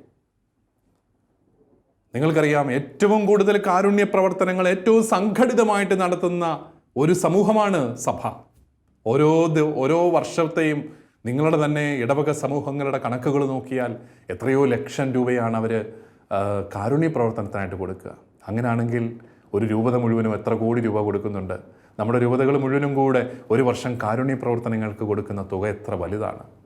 പിന്നെ പരിശ്രമങ്ങൾ, പൊതുപണിയാവാം, അതുപോലെ ഭവന നിർമ്മാണത്തിൽ എല്ലാവരും കൂടെ ചേർന്ന് പണിത് കൊടുക്കുന്നതാവാം. ഇങ്ങനെ എല്ലാമായി എന്തേരം കാരുണ്യത്തിൻ്റെ അനുഭവങ്ങൾ. പ്രളയം വന്നാലും, അതുപോലെ കടൽക്ഷോഭം വന്നാലും, കൊറോണ വന്നാലും എല്ലാം സഭയുടെ പ്രവർത്തനങ്ങൾ കാരുണ്യ പ്രവർത്തനങ്ങളാണ്. ഏറ്റവും സംഘടിതമായി കാരുണ്യ പ്രവർത്തനങ്ങൾ നടക്കുന്ന വലിയ ഒരു സമൂഹം. നമ്മളൊക്കെ നമ്മുടെ ആശുപത്രികളെ അവിടെ സാമ്പത്തികമായിട്ട് ഒത്തിരി പണം വാരുന്നു എന്നൊക്കെ പറഞ്ഞ് നമ്മൾ അധിക്ഷേപിക്കുമ്പോഴും ഓരോ ആശുപത്രിയുടെയും കണക്കിൽ എത്രയോ ലക്ഷക്കണക്കിന് രൂപ ചാരിറ്റി പ്രവർത്തനങ്ങൾക്കായിട്ട് കൊടുക്കുന്നു എന്ന് കാണാനായിട്ട് സാധിക്കും. നമ്മുടെ എല്ലാ സ്ഥാപനങ്ങളിലും അതുണ്ട്. എന്നാലും ഇതൊന്നും മനസ്സിലാക്കാതെ നമ്മൾ കാരുണ്യം ചെയ്യുന്നില്ല. കാരുണ്യമില്ലാത്തവരുടെ സമൂഹമാണ് സഭ എന്ന് പറഞ്ഞ് ചർച്ച ചെയ്ത് മനുഷ്യൻ്റെ തലയിലെല്ലാം കയറ്റുക, മുൻവിധികൾ ഉണ്ടാക്കുക. ഇതാണ് ചെയ്യുക, മുൻവിധികൾ ഉണ്ടാക്കുക. അത് പിന്നെ ഒരുമാതിരി ബയസിലേക്ക് നയിക്കുകയാണ്. പ്രിജുഡീസ്, ആദ്യത്തേത് പ്രിജുഡീസാണ്, മുൻവിധികൾ. ഇവൻ ആരാ? ഇവൻ തച്ചൻ്റെ മോനൽ, നസറത്തിൽ നിന്ന് നന്മയൊന്നും വരികയില്ല. പിന്നെ ഒരു ബയസ് ഉണ്ടാക്കുകയാണ്. അതെന്താണ്? അവനെക്കുറിച്ചുള്ള ചില തെറ്റിദ്ധാരണകൾ. അവൻ പിശാചുബാധിതനാണ്, അവന് ചുങ്കക്കാരുടെയും അതുപോലെ അധാർമികരുടെയും എല്ലാം സുഹൃത്താണ്, അതുകൊണ്ട് വ്യക്തി ശരിയല്ല, അതുകൊണ്ട് അവൻ പറയുന്നൊന്നും കേൾക്കണ്ട. വ്യക്തിയെക്കുറിച്ച് പക്ഷപാതപരമായ ചില കാഴ്ചപ്പാടുകൾ രൂപീകരിക്കുകയാണ്. ജനം വിശ്വസിക്കും. ജനത്തെ വിശ്വസിപ്പിക്കാൻ എളുപ്പമാണ്. നമ്മൾ ഈ ഇലക്ഷൻ കാലത്ത് കണ്ടതാണ്. ഫേസ്ബുക്കിലൂടെയും വാട്സപ്പിലൂടെയും സോഷ്യൽ മീഡിയയിലൂടെയും എത്ര ബുദ്ധിപൂർവമാണ് ഇലക്ഷൻ്റെ അജണ്ട പോലും നിശ്ചയിക്കത്തക്ക രീതിയിൽ നമ്മുടെ പി ആർ ഏജൻസീസൊക്കെ എത്ര ബുദ്ധിപൂർവമാണ് മനുഷ്യൻ്റെ ചിന്തയെ സ്വാധീനിക്കാനായിട്ട് പരിശ്രമിക്കുക, ജനാഭിപ്രായത്തെ സ്വാധീനിക്കാൻ അവർ പരിശ്രമിക്കുന്നത്. അതുകൊണ്ട് തെറ്റിദ്ധാരണകൾ അന്നുകൊണ്ട് അങ്ങനെ വന്ന് പിന്നീട് ഈശോയെക്കുറിച്ച് തെറ്റിദ്ധാരണകൾ ഉണ്ടാക്കി, ഈശോയെക്കുറിച്ച് പക്ഷപാതപരമായ ആശയങ്ങൾ പറഞ്ഞു. പിന്നീട് ഈശോ മരിക്കുന്നത് നല്ലതാണെന്ന് അവരുടെ പുരോഹിതന്മാരുടെയും നിയമജ്ഞരുടെയും സമൂഹം അങ്ങ് ധരിച്ചു വശാവുകയാണ്. ഇവൻ മരിച്ചു കഴിഞ്ഞാൽ എല്ലാ പ്രശ്നവും തീരും. അവസാനം തെറ്റായ ആരോപണങ്ങൾ ഉണ്ടാക്കി, ന്യായാധിപന്മാരുടെ അംഗീകാരം അതിന് വാങ്ങിയെടുത്തു. അവസാനം അവനെ കുരിശിൽ തറച്ചു കൊന്നു. അവനെ പല പ്രാവശ്യം മുകളിൽ നിന്ന് തള്ളിയിടാനും അങ്ങനെ വധിക്കാനും ഒക്കെ പരിശ്രമിച്ചു. അവസാനം അവർ ഈശോയുടെ കൂട്ടത്തിലെ തന്നെ ഒരുത്തനെ കണ്ടുപിടിച്ചു, ഒറ്റിക്കൊടുക്കാൻ അവനിലൂടെ സാധിച്ചെടുത്തു. എനിക്ക് തോന്നുന്നത് സഭ എപ്പോഴൊക്കെ ദുർബലപ്പെട്ടിട്ടുണ്ടോ, പുറത്തുനിന്നുള്ള ആൾക്കാരല്ല പ്രിയപ്പെട്ടവരെ സഭയെ ദുർബലപ്പെടുത്തിയത്, നമ്മുടെ ഉള്ളിൽ നിന്ന് തന്നെയുള്ള ആൾക്കാരാണ്. കർത്താവിൻ്റെ 12 ശിഷ്യന്മാരിൽ ഒരുത്തനെ ഉപയോഗിച്ചാണ് കർത്താവിനെ അവർ കുരിശിൽ തറയ്ക്കാനായിട്ടുള്ള സംവിധാനങ്ങൾ ഒരുക്കിയതെങ്കിൽ ഇന്നും നമ്മുടെ സഭയോട് ഏറ്റവും ചേർന്ന് നിൽക്കുന്നവരെന്ന് കരുതുന്നവരെയൊക്കെ തന്നെ സാത്താൻ ഉപയോഗിക്കുന്നുണ്ട്. സന്യസ്തരെ ഉപയോഗിക്കുന്നുണ്ട്, പുരോഹിതരെ ഉപയോഗിക്കുന്നുണ്ട്, മെത്രാന്മാരെ ഉപയോഗിക്കുന്നുണ്ടാവാം. എന്തിനാ? സഭയെ തകർക്കാൻ. സെക്കുലറിസത്തിലൂടെ, അമിതമായ ഒരു സെക്കുലറിസത്തിലൂടെ, അമിതമായ ഒരു മതേതര ചിന്തയിലൂടെ, വിശ്വാസരഹിത ചിന്തയിലൂടെ, നീതിപൂർണമായിട്ട് ജീവിച്ചാൽ മാത്രം മതി, ആരാധനയുടെ ഒന്നും ആവശ്യമില്ല, കുറച്ച് കാരുണ്യ പ്രവർത്തനം നടത്തി ജീവിച്ചാൽ മതി എന്നൊക്കെ പറഞ്ഞ് ദൈവത്തിൻ്റെ രക്ഷാകര പദ്ധതിയെ പരാജയപ്പെടുത്താൻ നമ്മുടെ ഇടയിൽ തന്നെ ആൾക്കാരെ സാത്താന് ലഭിക്കുന്നുണ്ട്. അതാണ് നമ്മൾ കരുതിയിരിക്കേണ്ടത്. നമുക്ക് ആ ഒരു കാഴ്ചപ്പാട് ശരിയായിട്ട് വേണം. നമുക്ക് എങ്കിൽ മാത്രമേ ജാഗ്രത പുലർത്താനായിട്ട് സാധിക്കുകയുള്ളൂ. സഭയെല്ലാം വലിയ സാമ്പത്തിക ശക്തിയാണ്, പണം ഇങ്ങനെ തിരിമറി നടത്തുന്ന ഒരു സമൂഹമാണ്. നമ്മുടെ പണം മുഴുവൻ നമ്മൾ പൊതുസ്ഥാപനങ്ങൾ ഉണ്ടാക്കിയിട്ടിരിക്കുകയാണ്. പണമില്ലെന്ന് പറയുന്നില്ല, അത് കിട്ടിയത് മുഴുവൻ ഈ വിശ്വാസ സമൂഹം, വിദേശത്തും സ്വദേശത്തും ഒക്കെയുള്ള സമൂഹം അവരുടെ ദശാംശം പിരിച്ചെടുത്ത് തന്നത് മാത്രമാണ് നമുക്കുള്ളത്. നമ്മൾ പിടിയേരി പിരിച്ചും ദശാംശം കൊടുത്തുമാണ് നൂറുകണക്കിന് വിദ്യാഭ്യാസ സ്ഥാപനങ്ങൾ ഉണ്ടാക്കിയിട്ടിരിക്കുന്നത്. അതൊന്നും കത്തോലിക്കനോ ക്രിസ്ത്യാനിക്കോ മാത്രമായി നമ്മൾ വേർതിരിച്ച് വെച്ചിട്ടില്ല. എല്ലാ വിഭാഗ ജനങ്ങൾക്കും അവിടെ വരാം. എല്ലാ ജാതി മതസ്ഥർക്കും ഒരേ ബെഞ്ചിലിരിക്കാം. ഞങ്ങൾ ഇന്ത്യക്കാരാണ്, കേരളീയരാണ് എന്ന അഭിമാനത്തോടു കൂടി പറയാം. നമുക്ക് പണമുണ്ട്, നമ്മുടെ പണമെല്ലാം നമ്മൾ പൊതുസ്ഥാപനങ്ങളായി നിർമ്മിച്ച് സമൂഹത്തിന് കൊടുത്തിരിക്കുക. നമ്മുടെ ദേവാലയങ്ങളുടെ പോലും വാതിലുകൾ ആർക്കെതിരെയും കൊട്ടിയടയ്ക്കപ്പെടുന്നില്ലല്ലോ, തുറന്നു കിടക്കുകയാണ്. നിനക്ക് വരാം, പ്രാർത്ഥിക്കാം, അവിടെ വേണമെങ്കിൽ ഇച്ചിരി നേരം കാറ്റുകൊണ്ടിരിക്കാം, പോകാം, കുഴപ്പമില്ല. ഇതാണ് സഭയുടെ നന്മയെന്ന് നമ്മൾ തിരിച്ചറിയണം. അതല്ലാതൊരു സാമ്പത്തികമില്ല. ഇന്നും നമുക്കൊരു പുതിയ പ്രസ്ഥാനം തുടങ്ങണമെങ്കിൽ വീണ്ടും നമ്മൾ ജനത്തിൻ്റെ മുമ്പിൽ വന്ന് കൈനീട്ടും, കുറേ പേരൊക്കെ തരും, അതുകൊണ്ട് നമ്മളത് ചെയ്യുന്നു. നമ്മൾ വൈദികരെയും സന്യസ്തരെയും ഒക്കെ വിമർശിക്കുമ്പോഴും ഓർക്കുക, അവരുണ്ടാക്കിയിട്ട പ്രസ്ഥാനങ്ങൾ അവരെങ്ങും കൊണ്ടുപോയിട്ടില്ല. അവരെല്ലാം അത് വളർത്തിയിട്ട് മാത്രമേ ഉള്ളൂ. അതെല്ലാം അവിടെ തന്നെയുണ്ട്. ഇതുപോലെ നിസ്വാർത്ഥമായിട്ട് ശുശ്രൂഷ ചെയ്യുന്ന സമർപ്പിതരാണ് നമ്മുടെ സഭയെ ഇത്രമാത്രം വളർത്തിയത് എന്ന് നന്ദിയോടുകൂടി തിരിച്ചറിയണം. ഏതെങ്കിലും വ്യക്തികളുടെ കുറവുകളെ പ്രതി, വീഴ്ചകളെ പ്രതി സഭയെ മുഴുവൻ വിമർശിക്കാനും സഭയെ മുഴുവൻ തള്ളിക്കളയാനും ശ്രമിക്കുമ്പോൾ ഓർക്കണം, ഈ നൂറ്റാണ്ടുകളിലൂടെ അനേകരുടെ നിസ്വാർത്ഥമായ സേവനത്തിൻ്റെ ഫലമാണ് നമ്മൾ ഓരോരുത്തരും അനുഭവിച്ചു കൊണ്ടിരിക്കുക. അതുപോലെ മറ്റൊരു പ്രധാനപ്പെട്ട ഒരു തെറ്റിദ്ധാരണ, എല്ലാ ഇടവകകൾക്കും കോടിക്കണക്കിന് രൂപയുടെ സ്വത്തുണ്ട്, ഇതെല്ലാം വൈദികർ ഇഷ്ടമുള്ള പോലെ അങ്ങ് ചിലവാക്കുകയാണ്. ഒന്നാമത് എത്രമാത്രം ഓരോ ഇടവകയുടെ സ്വത്ത് എത്രമാത്രം ഉണ്ടെന്ന് ഓരോ ഇടവകക്കാർക്കും അറിയാവുന്നേ ഉള്ളൂ. പൊതുയോഗവും പ്രതിനിധിയോഗവും കൈക്കാരന്മാരും എല്ലാവരും കൂടെ കൂടുന്ന ഒരു സമിതി. ഒരു വൈദികനും സ്വന്തം തീരുമാനപ്രകാരം ഒരു പൈസ പോലും ഉപയോഗിക്കാൻ പറ്റില്ല. ഓരോ ഇടവകയുടെ അക്കൗണ്ട് ഒരു വൈദികൻ്റെയും സ്വന്തം പേരിൽ മാത്രമല്ല, എപ്പോഴും കൈക്കാരൻ്റെ പേരിൽ കൂടിയാണ്. ഇന്ത്യക്ക് ഭരണഘടന ഉണ്ടാകുന്നതിന് മുമ്പേ സഭയ്ക്കും വസ്തുക്കളുടെ ഭരണത്തിന് ഭരണഘടന ഉണ്ടാക്കിയവരാണ് നമ്മൾ. ആ നമ്മളോടാണ് പറയുന്നത് നമ്മളെല്ലാം അനീതിപരമായിട്ടാണ് ചെയ്യുന്നത്. ഇനിയും ഗവൺമെൻറ് ഇത് ഏറ്റെടുത്താൽ മാത്രമേ ശരിയാകത്തുള്ളൂ. അതുപോലെ സഭയിലെല്ലാം അടിച്ചമർത്തലാണ്. ആഡംബര പള്ളികളെല്ലാം പണിത് കൂട്ടുകയാണ്. പള്ളികളെല്ലാം പണിയുന്നത് പൊതുയോഗ തീരുമാനപ്രകാരവും ഇടവക ജനങ്ങളുടെ ആവശ്യപ്രകാരവും ഒക്കെയാണ്. അറിവുണ്ടെങ്കിലും തെറ്റിദ്ധാരണകൾ പരത്തിക്കൊണ്ടേയിരിക്കുക എന്നുള്ളത് അങ്ങനെ സഭയ്ക്കെതിരെ ജനങ്ങളെ തിരിക്കാനുള്ള പരിശ്രമങ്ങൾ നടക്കുമ്പോൾ ജാഗ്രത പുലർത്തുകയും നമ്മുടെ സമൂഹത്തെ ശരിയായ കാര്യങ്ങൾ പറഞ്ഞ് ബോധ്യപ്പെടുത്തുകയും ചെയ്യുക. അതിൻ്റെ കൂടെ കുറേ നല്ല മനസ്സുള്ള കുറച്ച് വൈദികരും സന്യസ്തരും അതുപോലെ ദൈവശാസ്ത്രജ്ഞന്മാരും എല്ലാം ഈ സഭയിലെ മുഴുവൻ കാര്യങ്ങളും ശരിയല്ല, ഇതെല്ലാം വീണ്ടും വീണ്ടും നന്നാവണം, ഇതൊന്നുമല്ല ഈശോ മിശിഹ സ്ഥാപിച്ച സഭ എന്നൊക്കെ പറഞ്ഞ് നടപ്പുണ്ട്. ആ സഭയാണ് അവരെ ദൈവശാസ്ത്രജ്ഞരാക്കിയത്. അവർ പൗരോഹിത്യമൊക്കെ സ്വീകരിച്ച് കഴിഞ്ഞപ്പോഴാണ് അവർക്ക് തോന്നിയത് സഭ ശരിയല്ല എന്ന്. സഭയിലെ പൗരോഹിത്യം സ്വീകരിച്ച് കഴിഞ്ഞപ്പോഴാണ് അവർക്ക് തോന്നിയത്. അവരറിയാതെ സഭയെ ദുർബലപ്പെടുത്തുന്നു എന്നുള്ളൊരു ചിന്ത ഉണ്ടാവുകയാണെങ്കിൽ തീർച്ചയായിട്ടും വ്യത്യാസം ഉണ്ടാവും. രാജ്യത്തിൻ്റെ നിയമങ്ങളോടൊക്കെ ഏറ്റവും ഭാവാത്മകമായിട്ട് പ്രതികരിക്കുന്നവരാണ് ക്രൈസ്തവ സമൂഹങ്ങൾ. അതിനെക്കുറിച്ച് നമുക്ക് അഭിമാനിക്കാൻ സാധിക്കണം. ഇപ്പോൾ ഈ കോവിഡ് കാലത്ത് തന്നെ ഗവൺമെൻറ്റിൻ്റെ എല്ലാ നിയന്ത്രണങ്ങളോടും ഏറ്റവും ഭാവാത്മകമായിട്ട് പ്രതികരിച്ചവരാണ് നമ്മൾ. പക്ഷേ നമ്മളെ നിയന്ത്രിക്കാനാണ് ഭരണകൂടങ്ങളെല്ലാം വലിയ ആവേശം കാണിച്ചിട്ടുള്ളത്. ചിലയിടത്ത് കുർബാനയ്ക്കിടയ്ക്ക് ചെല്ലുന്നു ഉദ്യോഗസ്ഥന്മാർ, എന്നിട്ട് അവിടെ രണ്ടുപേര് കൂടുതൽ നിന്ന ഉടനെ വികാരിച്ചൻ്റെ പേരിൽ കേസെടുക്കുന്നു, അതങ്ങോട്ട് പത്രത്തിലിടുന്നു, മീഡിയയിൽ കൊടുക്കുന്നു. വേറെ ഒരിടത്ത് ഇവരാരും പോയില്ല.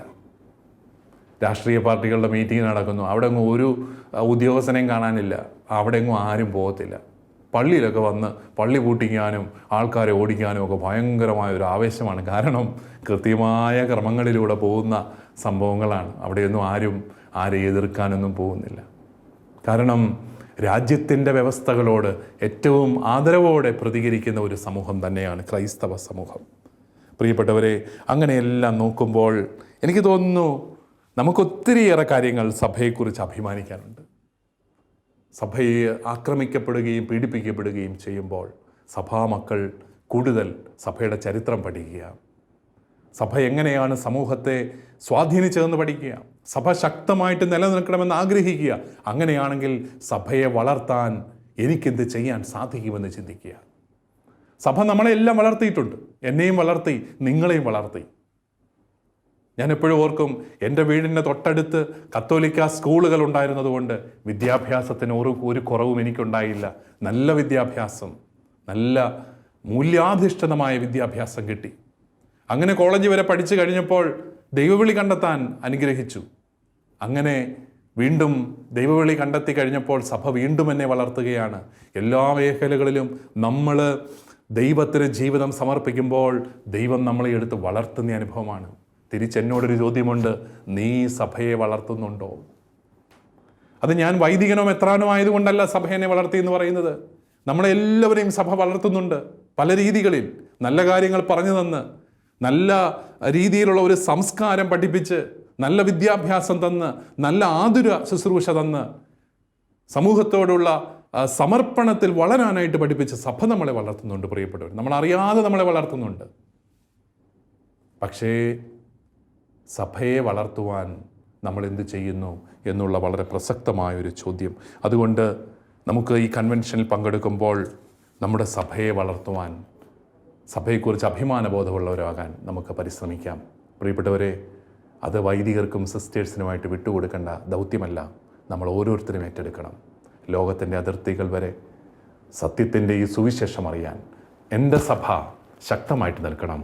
എൻ്റെ സഭയും ആ സഭ പ്രഘോഷിക്കുന്ന വിശ്വാസവും എൻ്റെ അഭിമാനമായിട്ട് മാറണം. ദൈവം നമ്മളെല്ലാവരെയും സമൃദ്ധമായി അനുഗ്രഹിക്കട്ടെ.